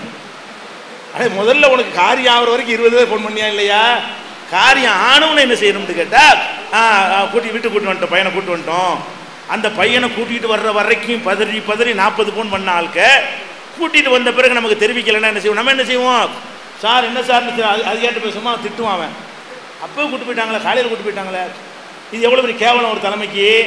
அப்போ நீங்கள் என்ன செய்யணும்னு கேட்டால், ஒரு காரியம் ஒரு தலைமையை தொடர்பு கொண்டு ஒப்படைச்சிட்டீங்கன்னு சொன்னால் அது என்ன கண்டிஷனில் இருக்குதுன்னு அதுக்கு ஒரு முடிவுரை எழுதிட்டால் எழுதுகிற வரைக்கும் தொடர்பு இருந்துகிட்டு இருக்கணும். என்ன லெவலில் இருக்குது, இப்போ என்ன ஸ்டில் நடந்துக்கிட்டு இருக்கிறது, நடந்து முடிஞ்சிருச்சு, அப்புறம் அது வேணும். அது முடிந்து விட்டது என்கிற தகவலை இங்கே பதிவு பண்ணுற வரைக்கும் நாங்கள் விரட்டிக்கிட்டு இருப்போம். நான் 100 தடவை இப்போ இந்த ஃபாலோ அப்புக்கான என்னை எல்லாம் நிறைய பேர் பிடிக்காது. அது நான் என்ன விரட்டிக்கிட்டே இருப்பேன். ஒரு வேலையை சொல்லிட்டேன்னு சொன்னால் 20 ஃபோன் போட்டுருவான். செஞ்சுட்டீங்களா சொல்லியாச்சா, அது செஞ்சுட்டாங்கன்னு ஆகுற வரைக்கும் நான் என்ன செய்ய மாட்டேன், விட மாட்டேன். அது இப்போ அப்படி சுபாவமாக வந்துருச்சு. அப்படி நீங்கள் வந்துருச்சுன்னு சொன்னால் நிர்வாகங்கிற ஒரு பெரிய மேட்டரே கிடையாது. நிறைய செஞ்சு செய்யாமல் ஆயிடும். நீங்கள் அழகாக தான் பிரித்து கொடுத்தீங்க. அவனை செய்ய வைக்காதனால இப்போ ஃபெயிலியராக போயிடுது. செய்ய வைக்காதனால என்ன செய்கிறது? உதாரணமாக ஒரு தலைமையிலேருந்து ஒரு சுற்றறிக்கை வரும். சுற்றறிக்கை வந்தோன்னு என்ன செய்வீங்க? நீங்கள் ஆஃபீஸில் ஒரு ஊழியர் இருப்பாரா, இதை எல்லா நிர்வாகிட்டையும் சொல்லிடுங்கன்னு சொல்லிவிடுவீங்க. மாவட்ட தலைவர் என்ன பண்ணுவார்? ஆஃபீஸில் ஊழியர்கிட்ட கொடுத்து இதை எல்லா நிர்வாகிக்கும் சொல்லிடுங்கன்றுவார். அப்புறம் இந்த மாதிரி செயற்குள்ள வச்சு கேட்கும்போது நிர்வாகி கம்ப்ளைண்ட் எங்களுக்கு சொல்லலைம்பாங்க. என்னடான்னு கேட்டால் நான் சொல்லிட்டேன் பாரு. யார்கிட்ட சொன்னீங்க? ஆஃபீஸ் பாய்கிட்ட சொல்லிவிட்டீங்க. அவன் சொன்னானா? யார்கிட்ட சொன்னீங்களோ அவன் கரெக்டாக போய் சேர்த்து வச்சானா? அதை ஃபாலோ பண்ணீங்களா? அது யார் பொறுப்பு? நீங்கள் தான் பொறுப்பு. சொல்ல தவறுன்னு அவன் பொறுப்பு கிடையாது. நீங்கள் ஏன் சொன்னானான்னு ஃபாலோ பண்ணலை, அந்த செய்தி போய் சேர்ந்துச்சாண்டு எனக்கு உறுதிப்படுத்தலை, அந்த குற்றம் உங்களையும் தான் சேருமே தவிர நான் இவர்கிட்ட சொல்லிட்டேன்னு சொல்லி நான் சொன்னால் அது பதில் கிடையாது. என்கிட்ட மைக் செட்டு பொறுப்பை கொடுத்துருக்கிறீங்கன்னு சொன்னால் நான் இவர்கிட்ட அந்த பொறுப்பை நான் கொடுத்தேன்னு சொன்னால் மைக் செட்டு வராட்டி நான் தான் பொறுப்பது. ஏன் நீ ஏன் ஜப்பார்ட்ட சொன்ன நின்ற? ஜப்பார்ட்ட சொல்லி ஃபாலோ பண்ணி அதை கொண்டாந்து செய்கிற வரைக்கும் அந்த பொறுப்பை தான் நீ ஏற்றுக்கிட்ட. இப்படி நீங்கள் என்ன செய்யணும்? இந்த ஃபாலோப்பை இப்படி கடைப்பிடிச்சு பாருங்கள், எத்தனை மடங்கு உங்களுக்கு வேலை நடக்குன்னு பாருங்கள். எப்படி ஒவ்வொருத்தரும் நம்ம டெவலப் ஆகிறோன்னு பாருங்கள். நம்ம வாழ்க்கையில் ஒரு இது பெரிய நாலேஜ், நிர்வாகம்ங்கிறத பெரிய நாலேஜ். பெரிய தொழில் அதிபர்களாக நீங்கள் வரலாம். இந்த மாதிரி ஒரு ட்ரைனிங் எடுத்தீங்கன்னு சொன்னால் இப்போ நீயா வரலன்னு எனக்கு கேட்டக்கூடாது. நான் இதில் கிடக்கிறேன், இதை விட்டுட்டு போனால் இன்ஷால்லா என்ன செய்வேன்? எனக்கு அந்த மாதிரி தொழில் இது எல்லா தொழில் செய்வதற்கான ஒரு நாலேஜ் எனக்கு இருக்குது. நம்ம இதில் கிடக்கிறோம்னு இதில் கிடக்கிறோம். இதை விட்டுட்டு எல்லாம் வேணான்னு போனால் என்ன செய்யலாம்? இப்போ பெரிய நிறுவனத்தை கூட நிர்வகிக்க முடியும். அதனால என்னை வச்சு நீங்கள் பேசக்கூடாது. ஆனால் நீங்கள் பயிற்சி எடுத்தீங்கன்னு சொன்னால் பெரிய பெரிய தொழிலதிபர்கள் மாதிரி நீங்கள் உருவாகலாம், பெரிய பெரிய நிறுவனங்களை நிர்வகிக்கலாம். இந்த திறமை இல்லாட்டி தொழிலே நாசமாக போயிடும். ஒரு வியாபாரத்தில் இருந்து கொண்டு இந்த மாதிரி நடந்தால் என்ன ஆகும்? ஒரு வியாபாரத்தில் இந்த ஒரு ஹோல்சேல் வியாபாரி, நீங்கள் ஒரு ரீட்டைல் வியாபாரி வர்றான், சில்லறை வியாபாரி வர்றான், அவன் பணத்தை எல்லாம் கொடுத்துவிட்டான், இந்த பார்சலை கட்டி அனுப்புன்னு வேலைக்காரன்னு சொல்லிட்டீங்க. சொன்னோடு போயிடுமா? பார்சல் அங்கேயே கிடக்குது, வேலைக்காரனை செய்யலை. அப்போ என்னவாகும்? அவன் போன போட்டு திட்டுவான், என்னையா பணத்தை மட்டும் வாங்கிட்டு ஜாமான் வரலன்ட்டு. அதோட வாடிக்கையாளராக இருக்க மாட்டான். இவன்ட்டு போகக்கூடாது, பணத்தை வாங்கிட்டு ஜாமான் நீங்கள் கரெக்டாக செஞ்சு விட்டீங்க, பார்சல்லாம் கட்டியாச்சு, ஜாமான்லாம் எல்லாம் ரெடி பண்ணியாச்சு, ஏற்றுன்னு ஒரு ஆட்டை ஒப்படைக்கவும் செஞ்சுட்டீங்க, ஏற்றுனானான்னு பார்க்கல. இந்த ஏற்றுனானான்னு பார்க்காத ஒரு சின்ன வேலையினால நீங்கள் திருட்டு பயலாகிட்டு, இப்போ பணத்தை வாங்கிட்டு ஏமாத்துற ஆளாக போயிட்டீங்க, நீங்கள் வியாபாரத்துக்கு அன்ஃபிட் தகுதியற்றவர் ஆகிட்டீங்க. அவன் வேற ஒரு ஹோல்சேல் கடைக்கு போயிடுவானா இல்லையா? தொழிலுக்கு இது வருமா இல்லையா? எல்லாத்துக்கும் வரும். முதல்ல உங்கள் வாழ்க்கையில் இது ஒரு பெரிய பாடமாக கற்றுக்கிட்டீங்கன்னா எங்கேயோ போயிடலாம். முஸ்லீம்கள்ட்ட ஒரே குறை என்னது? ஃபாலோ செய்ய மாட்டாங்க அப்படின்னு எல்லாம் உலகமே கருதுறான். அப்போ மேற்கத்தியர்கள் முன்னேறுவதற்கு காரணம் என்ன? எதாக இருந்தாலும் ஃபாலோ பண்ணுவான். மேலை நாடுகளில் முன்னேறான்னு அறிவை கொண்டா முன்னேறான் கிடையாது. எதுக்குமே ஃபாலோ அப்புங்கிற வார்த்தையை அதுக்குன்னு கண்டுபிடிச்சி வச்சுருக்காண்டா பாருங்களேன். எதாக இருந்தாலும் ஃபாலோ பண்ணிக்கிட்டே இருப்பான். அவன் என்ன செய்ய நினைக்கிறானோ அது செய்கிற வரைக்கும் செஞ்சிச்சான், நடந்துச்சான்னு பார்த்துக்கிட்டே இருப்பான். நடந்துருச்சின்னு உறுதிப்படுத்தினா மட்டும்தான் என்ன செய்வான்? அதை திருப்தி அடைவான். அப்போ நீங்கள் முதல்ல கற்றுக்கிற வேண்டியது, முதன்மையாக கற்றுக்கொள்ள வேண்டியது, முக்கியமாக கொஞ்சமாக செஞ்சாலும் பரவாயில்லை, ஃபாலோ பண்ணி பாருங்கள், அனைத்தும் நிறைவேறிவிடும். ஃபாலோ பண்ணலைன்னா 100 காரியம் செஞ்சால் நீங்கள் நினைப்பீங்க, நடந்திருக்கிறத போய் பார்த்தீங்கன்னா 5 தான் நடந்திருக்கும். 100 நடந்தால் நீங்கள் நினச்சிட்டு இருப்பீங்க என்ன நடந்து ரிசல்ட்டை பார்த்தானே இருக்கேன், 5 தான் நடந்திருக்கு, 95 நீங்கள் யார்கிட்ட பொறுப்பு கொடுத்தீங்க அதை செஞ்சுருக்க மாட்டான். அப்போ நீங்கள் செய்யலைங்கிற ஒரு குற்றம் வந்துவிடும். அதெல்லாம் நிர்வாகத்தில் இதை முக்கியமாக நீங்கள் கடைப்பிடிச்சு பாருங்கள். இந்த நிமிஷத்தில் இருந்து யார்கிட்ட என்ன வேலை சொன்னாலும் அது நிறைவேறிவிட்டதா என்பதை எல்லா வகையிலும் நீங்கள் உறுதி செய்து ஊக்குவித்துக் கொண்டே இருக்க வேண்டும். நீங்கள் எந்த வேலையை யாரிடமிருந்து வாங்கினாலும் அதை முடிச்சு விட்டு தகவல் தெரிவிக்க வேண்டும். ஒன்றும் நீங்கள் வேலை கொடுக்கக்கூடியவர்களாக இருக்கலாம், அல்லது வேலை வாங்கியவர்களாக இருக்கலாம். 2 பேருக்கும் ஃபாலோ அப் இருக்கிறது. என்கிட்ட ஒரு வேலையை கொடுத்தாங்கன்னா நான் செஞ்சுட்டு யார் கொடுத்தாங்களோ உங்களுக்கு சொல்லணும், நீங்கள் சொன்னதை செஞ்சு முடிச்சுட்டேன் அப்படின்னு நான் சொல்லணும். இதை 2 சாராரும் கவனத்தில் வைத்துக் கொண்டீர்களேயானால் நிர்வாகம் சிறப்பாக இருக்குது. முக்கியமான விஷயம். அடுத்து முக்கியமான விஷயம் நிர்வாகத்தில் என்னென்னு கேட்டால் நேரம் தவறாமை. அது ரொம்ப ஒரு பஞ்சுவாலிட்டிமாங்க இல்லையா? அந்த பஞ்சுவாலிட்டியாக இருக்கிறது என்பது ரொம்ப ரொம்ப ரொம்ப முக்கியமான ஒன்று. இந்த நேரம் தவறி போச்சுன்னு வைங்க, நிறைய நம்ம ஃபெயிலியர் ஆயிடுவோம். ஒரு கடையே இருக்குது, ஒரு நாளைக்கு 10 மணிக்கு திறப்பான், ஒரு நாளைக்கு 6 மணிக்கு திறப்பான் காலையில், ஒரு நாளைக்கு 7 மணிக்கு திறப்பான்னு வைங்க, அவனுக்கு வியாபாரமே நடக்காது. நம்பி எப்படி போகிறதுங்க? எந்த நேரத்தில் திறப்பாண்டு? 8க்கு தான் திறப்பாண்டு இருந்தால் கரெக்டாக வந்துடுவாங்க. ஒரு வியாபாரமாக இருந்தால் கூட அதுக்குன்னு ஒரு நிர்ணயம், ஒரு சிஸ்டம் இருக்கணும். 8னா திறந்து இருக்கும் அப்படின்னு ஒரு பழக்கத்தை உண்டாக்குனா தான் அந்த கடைக்கு மக்கள் என்ன செய்வாங்க? வருவாங்க. அதே மாதிரி எந்த ஒரு காரியமாக இருந்தாலும் மக்கள் இன்னைக்கு எப்படி ஆகிட்டாங்கன்னு பார்த்தீங்களா? தௌஹீத் ஜமாத் வந்த பிறகு கொஞ்சம் மாறி இருக்கிறது. அந்த காலத்தில் என்ன செய்வாங்கன்னா 6 மணிக்கு மீட்டிங்னு போடுவாங்க. 6 மணிக்கு பப்ளிக் மீட்டிங்கு முஸ்லீம் கூட்டங்கள்லாம் பார்த்தீங்கன்னா 9 மணிக்கு தான் ஆரம்பிப்பாங்க. அப்போலாம் அந்த 10 மணிக்கு முடிக்கணுங்கிற கண்டிஷன்லாம் அப்போ கிடையாது. 12 மணி 1 மணி வரைக்கும்லாம் நடக்கும். எம்ஜிஆர் வர்றாருன்னா 6 மணிக்கு வர்றாரு விளம்பரம் பண்ணுவாங்க, சுகுட்டை தான் வருவார் அவர். அது வரைக்கும் மக்கள்லாம் காத்துட்டு இருப்பாங்க. அதெல்லாம் இப்போ ஒழிச்சு போட்டாங்க தேர்தல் கமிஷன் வந்த பிறகு. அப்போ அந்த மாதிரிலாம் இருந்துச்சு. அப்போ அப்படிலாம் 6 மணின்னு போட்டு நீ 9 வரைக்கும் கூட்டம் நடத்தினா 9 மணிக்கு நடத்துறது என்னது பஞ்சுவாலிட்டி? அது முன்னாடி வந்தாலும் கேனையனா? இப்போ 9 மணி 6 மணி நம்பி தானே வந்திருக்கான் முன்னாடி. அவனை மதிக்காம எவன் வராமல் இருக்கிறான் அவனை மதிச்சுக்கிட்டு இருக்கிறோம். நம்ம என்ன செய்கிறோம்? இன்னும் வரல இல்லை அவன் ஏன் வரல? நம்ம யாருக்கு தானே அறிவிச்சிருக்கிறோம். நம்ம அறிவிப்பை கேட்டு வந்துட்டான்ல, அவனுக்கு தான் மரியாதை கொடுக்கணும். யார் நேரத்தை ஒழுங்காக ஃபாலோ பண்ணுறானோ அவனுக்கு மரியாதை கொடுத்து பழகுனீங்கன்னா அடுத்தவன் என்ன செய்வான்? அதே மாதிரி வருவான். எங்கள் ஊரில் என்ன செய்வாங்கன்னு கேட்டால் பெருநாள் தொழுகை 9 மணிக்கு அறிவிப்பாங்க. இந்த சுன்ன ஜமாத்தில் ஒரு நாள் கூட 9 மணி தொழுதே கிடையாது. 10:30க்கு தான் தொழுவாங்க. 9 மணி அறிவிக்கிறது ஆர்வமாக உட்காந்துருவோமா? பார்த்தா அந்த அவங்க வரக்கான, அந்த இவங்க வரக்கான, அந்த இவங்க வரக்கான, இந்த வந்துக்கிட்டு இருக்கிறாங்க, அந்த குளத்தில் நிற்கிறாங்க, அந்த அப்படி சொல்லிக்கிட்டு 10:30 ஆக்கி என்னதுக்கு இப்போ டயத்தை நிர்ணயிக்கிற? டயம் நிர்ணயித்தல் என்பது ரொம்ப முக்கியமாக கவனத்தில் கொள்ள வேண்டும். இதில் ஒரு ட்ரெயினை நிறைய பேர் வாழ்க்கையில் பார்க்குறோம். ரயிலுக்கு போவாங்களா? 6 மணிக்கு ட்ரெயினுன்னா 5:30க்கு தான் இங்கேருந்து கிளம்புவாங்க மண்ணடியிலேருந்து. 5:30க்கு கிளம்பு ஒரு டிராஃபிக்கில் மாட்டினீங்கன்னு வைங்க, வண்டி விட்டுருங்க, அவ்வளோதான். 5:30க்கு கிளம்புனா 6க்கு தான் போய் சேர முடியும். அதை மட்டுமா நீங்கள் கணக்கு எடுக்கணும். நம்ம என்ன செய்யணும்? 6 மணிக்கு ட்ரெயின்னு சொன்னால் 5:30க்கு போகக்கூடாது. போவதற்குரிய நேரம் அரை மணி நேரம் என்றால் ஒரு 1.5 மணி நேரத்துக்கு முன்னாடி என்ன செய்யணும்? எல்லாமே ரெடி ஆகிக்கிறணும். ரெடி ஆகி போய் என்ன செய்யணும்? மெதுவாக அவகாசமாக போகலாம். ஒரு டயர் பஞ்சர் ஆகிடலாம், ட்ரெயினை பிடிக்காட்டி நம்ம பயணம் கேன்சல் ஆகி போயிடும். அப்படின்னு செய்யாமல் என்ன செய்யறது? டிராஃபிக் ஆகி போச்சு, பதில் சொல்லுவோம். டிராஃபிக் ஆகி போச்சு. டிராஃபிக் ஆகுறதையும் சேர்த்து கவனிக்கிறதுக்கு பேர் தான் இது நேரத்தை கண்காணிக்க பஞ்சுவாலிட்டிங்கிறது. நம்ம எதை கணக்கு பண்ணணும்? அந்த கரெக்டாக ஒரு ரன்னிங் டயத்தை மட்டும் பார்க்கக்கூடாது.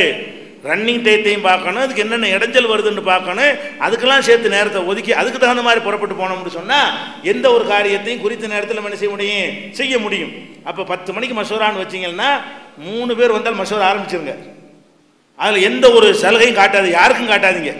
அப்போ 7 மணிக்கு மீட்டிங்கன்னா 7 மணிக்கு வெறும் கூட்டம், வெறும் சேராக இருந்தாலும் சரி நீங்கள் ஆரம்பித்து பாருங்கள், அடுத்தடுத்த கூட்டங்களுக்கு 7க்கு வந்துடுவாங்க. இப்போ தௌஹீத் ஜமாத்தில் சென்னையை பொறுத்த வரைக்கும் எந்த ப்ரோக்ராம் போட்டாலும் எப்படி போடுவோம் தெரியுமா? அதாவது 7:01க்கு ஆரம்பித்து 9:59க்கு முடியும்னு போடுவோம். அப்போ தான் அப்போ டயத்தை கனெக்ட் பண்ணுறோன்னு புரிய வைக்கிறதுக்காக வேண்டி 10 மணிக்குன்னு போடலாம். 10னா என்ன விளங்கிடுவான், 10னா 11 விளங்கிடுவான், 7னா 8ன்னு விளங்கிக்கிறாங்க. அதுக்காக நம்ம என்ன செய்கிறோம், நிமிஷத்தில் கொண்டு வந்துடுறோம். 6:59க்கு ஆரம்பிப்போம். அப்போ என்ன செய்வான், ஏன் இப்படி குறிப்பிடுறாங்க, அப்போ கரெக்டாக செய்வாங்க போல இருக்கு, ஒரு நிமிஷத்தை கூட குறிப்பிடுறாங்களே. அப்போ 6:59க்கு ஆரம்பித்து 9:57க்கு முடியும் அப்படின்னு போடணும். அப்போ என்ன செய்வான், 9:57னா இழுக்க மாட்டாங்க, இப்படி அக்யூரேட்டாக போடுறவங்க இழுக்க மாட்டாங்க, சில பேர் வரவே மாட்டான். 10 மினிட் போடுவாங்கப்பா, நம்ம கடைசி பஸ்ஸை விட்டுருவோம், 12 தான் முடிப்பாங்க, வேஸ்ட்டு அப்படின்னு சொல்லி நினச்சிருவான். நீங்கள் இப்படி போட்டு பாருங்க, தன்னால் மக்கள் 6:59 6க்கெல்லாம் நிற்பாங்க. விளங்குதா? 10க்கு போயிடலாம், கன்ஃபார்மாக போயிடலாம் நினச்சிக்கிட்டு வருவான். அப்போ எல்லாமே ஃபெயிலியர் ஆகி போகிறது காரணம் என்னென்னு கேட்டால், குறித்த நேரத்தில் அதை செய்யணும் என்பது ஒரு ஃபார்மாலிட்டியாக போயிடுச்சே தவிர அது நடைமுறைப்படுத்துவதாக நம்ம மக்கள்கிட்ட என்ன இல்லை. அதுபோக குறித்த நேரத்துக்கு நம்ம வராமல் இருக்கிறது இருக்குல்ல, அது மற்றவங்களுக்கு செய்கிற துரோகம். இது ஆணவம், திமிரு என்று சொல்லணும். ஏன் மற்றவன்லாம் நேரம் ஒதுக்கி 9 மணிக்கு மசூராங்கிறோம், எல்லாம் வந்து உட்காந்துடுறான், நீங்கள் 10க்கு வர்றீங்கன்னா இப்போ இவனை பற்றி உங்களுடைய மதிப்பு என்ன? இவன்லாம் கிறுக்கு பயலா? இவன் இந்த 9 மணிக்கு வராமல் இவன் ஊர் சுற்றி வரலாமா இல்லையா? அவன் எல்லா வேலையும் ஒதுக்கி வச்சுவிட்டு அவன் வந்து உட்காந்துட்டு இருக்கிறான். அவனுடைய அந்த தியாகத்துக்கு, அவனுடைய அந்த நேர்மைக்கு, அவனுடைய அந்த ஒழுக்கத்துக்கு மரியாதை கொடுக்காம நம்ம என்ன செய்யறோம், நீ பாட்டு கேனப்பையில் 9 மணிக்கு போய் நாங்கள் 10க்கு தானே வருவோம் அப்படின்னா இது என்ன, இது எப்படி ஏற்றுக்கிற முடியுது, மார்க்கத்தில் அங்கீகரிக்கப்படுமா இது? அதனால் நம்ம என்ன செய்யக்கூடாது, நம்ம தாமதமாக போகிற ஒவ்வொரு நேரம் ஒவ்வொரு நிமிஷமும் அடுத்தவருடைய உரிமையை நம்ம பறிக்கிறோம், அடுத்தவருடைய நேரத்தை நம்ம திங்கிறோம், அடுத்தவர்களை நம்ம கெடுக்கிறோம் என்பதை கவனத்தில் வைத்துக்கொண்டு நேரம் தான். முதல்ல யோசிச்சு நேரத்தை போடுங்க. யோசிச்சு நேரத்தை ஆரம்பிக்கிறது தானே. இந்த ஊட்டியில் நம்ம நேரம் போட்டோம், இது நம்ம மாற்றுறோம். எதுக்காக மாற்றுறோம்னா, நம்மள்கிட்ட ஒரு மிஸ்டேக் ஏற்பட்டதுனால. ஒய்எம்சின்னு சொல்லிவிட்டாங்களா உங்களுக்கு? ஒய்எம்சின்னு ஒன்று இங்கே இருக்கிறது, இது ஒய்டபிள்யூசி. நம்ம மெசேஜில் தகவல் தெரிவிக்கும் போது என்ன பண்ணிட்டாங்க, நாங்களே ஒய்எம்சிக்கு போயிட்டு தான் வந்தோம். அப்போ கொஞ்சம் முன்னாடியே வந்துட்டதுனால என்ன வச்சு கரெக்டான டயத்துக்கு வந்துட்டோம். வந்து பார்த்தா அந்த ஒய்எம்சி குழப்பம் இருந்துச்சு. எல்லாருமே நேரம் இங்கே வராமல் அங்கே சுற்றிட்டு வர்றாங்கன்னு தள்ளி வச்சுருங்க, மிஸ்டேக் இது. நம்ம என்ன செய்வோம், நம்ம டயத்துக்கு வந்துட்டோம். அப்போ நிறைய பேர் நம்ம தகவல் தப்பாக கொடுத்துருக்கிறதுனால அவங்க வந்து அங்கே போயிட்டு தான் அங்கே வருவாங்க, ஒய்எம்சி தான் உங்களுக்கு தெரியும், அவன் சொன்ன பிறகு அங்கே திருப்பி விடணும், இப்படிலாம் இருக்கிறதுனால ஒரு 10:30 மணிக்கு வைங்க, நேற்று லேட்டாக வச்சோம்ல, காரணம் என்ன, இது மாதிரி தள்ளி வைக்கலாம். இது ஒரு ஒரு ஏற்கத்தக்க ஒரு காரணம் இருக்கிறது. இப்படி இல்லாமல் கரெக்டாக நடந்து கொண்டிருக்கும் பொழுது எந்த காரணத்தினாலையும் மலைகளை இந்த மாதிரி காரணத்தை நிப்பாட்டிக்கலாம். அப்படி இல்லாத வரைக்கும் அந்த டயத்துக்கு என்ன செய்யணும், அதை நிறைவேற்றி காட்டணும். இப்போ தொழுகையெல்லாம் அப்படி தான், நம்ம தொழுகை டைம் போட்டு தானே செய்கிறாங்க பள்ளிவாசலில். அதுலாம் கற்றுக்கிட்டு இருக்கிற நாம் வந்து என்ன செய்யறது இல்லை, வாழ்க்கையில் கடைப்பிடிக்கிறது இல்லை. பாங்கு இத்தனைக்கு, இகாமத்து இத்தனைக்குன்னு போடுறாங்களா இல்லையா, அது கரெக்டாக ஃபாலோ பண்ணி பழகுறமா இல்லை, உறவு ட்ரைனிங் தர்றாங்களா இல்லையா, அதை கடைப்பிடிச்சிக்கணும்.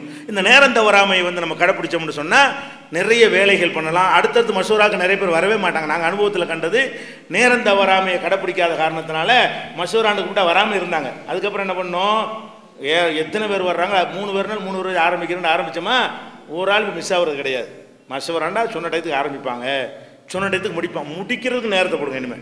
இனிமேல் எந்த ஒரு காரியத்தை சொன்னாலும் செய்யணும், ஆரம்பிக்கிறதுக்குன்னு டயத்தை போட்டு முடிக்கிறதுக்கு நேரத்தை போட்டிங்கன்னு சொன்னால் வேஸ்ட்லாம் வர, வீணான பேச்செல்லாம் வராது.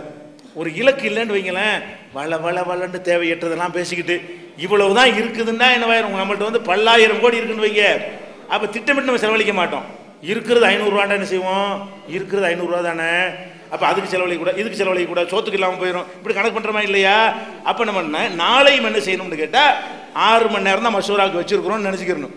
ப்ராடாக இருக்குன்னு வச்சுக்கின்னு வைங்க, நம்மள்கிட்ட வீணானது தான் நடக்கும், நேரத்தையும் கடைப்பிடிக்க மாட்டோம். அப்போ அந்த நேரங்களை எப்படி செய்யணும்னா, தூக்கத்துக்கு நிர்ணயிக்கிற மாதிரி முடிவுக்கும் நிர்ணயிச்சோம்னு சொன்னால் அது உள்ள நடத்தணும்னு எப்போ நிர்பந்தம் வருகிறதோ அப்போ சீராக கரெக்டான விஷயங்களை செய்வோம், வளவலன்னு சொல்ல மாட்டோம், தேவையான விஷயங்களை சொல்லுவோம். இந்த மாதிரியான விஷயத்தை நேரத்தை கடைப்பிடிச்சிக்கிறங்க. நேரத்தை கடைப்பிடிக்கிறது ஒன்று, ஃபாலோ அப் ஒன்று, திட்டமிடுதல் ஒன்று, பொறுப்புகளை பகிர்ந்தளித்தல் ஒன்று, இந்த விஷயங்களை பட்டியல் போட்டுக்கொள்ளுதல் ஒன்று. இதுகளை நீங்கள் கடைப்பிடித்து கொண்டீர்களே ஆனால் நீங்கள் வந்து வாழ்க்கையிலையும் முன்னேற முடியும், குடும்பத்திலையும் உங்களுடைய பிரச்சனைகள் நிறைய. கரெக்டாக டயத்துக்கு பொண்டாட்டி கூட ஒத்துக்கிற மாட்டா. 7 மணிக்கு தானே வர்றேன்னு சொன்னி 9 மணிக்கு கேட்குறாள்ல. வீட்டில் பொண்டாட்டி கூட நேரம் தவிர நம்ம ஒத்துக்க மாட்டேங்கிறாள்லங்க. வரும்போது 9 சொல்லிட்டு வர வேண்டியதானே. 9க்கு தான் வருவேன்னு சொல்லிட்டு அது மாதிரி போனால் பிரச்சனை வருமா? அப்போ நீங்கள் வாட்டுக்கு வீட்டில் சொல்லிட்டு போனால் கூட என்ன ஆயிடுது, பஞ்சாயத்து வந்தது. உங்களுக்கான சோறு திங்காமல் உட்காந்துட்டு இருந்தேன், நீங்கள் வாட்டு தின்னுட்டு வந்து சரின்னு கேட்குறாளா இல்லையா பொண்டாட்டி? அப்போ குடும்பமும் நாசமாக போது பாருங்க. நம்முடைய இந்த பஞ்சு வாழ்க்கையை கடைப்பிடிக்காத காரணத்தினாலையும், திட்டமிடுதல் இல்லாத காரணத்தினாலையும், ஃபாலோஅப் இல்லாத காரணத்தினாலையும் என்னவாது, குடும்பத்துக்குள்ளேயும் கூட பிரச்சனை ஆயிரும். அதெல்லாம் கவனத்தில் வைத்துக்கொண்டு நீங்கள் என்ன செய்யணும், இதுகளை கடைப்பிடித்துக் கொள்ள வேண்டும். விடுபட்டதாக நான் கருதக்கூடிய சில விஷயங்களை சொல்லியிருக்கிறேன். அடுத்தடுத்த தலைப்பில் மற்ற விஷயம்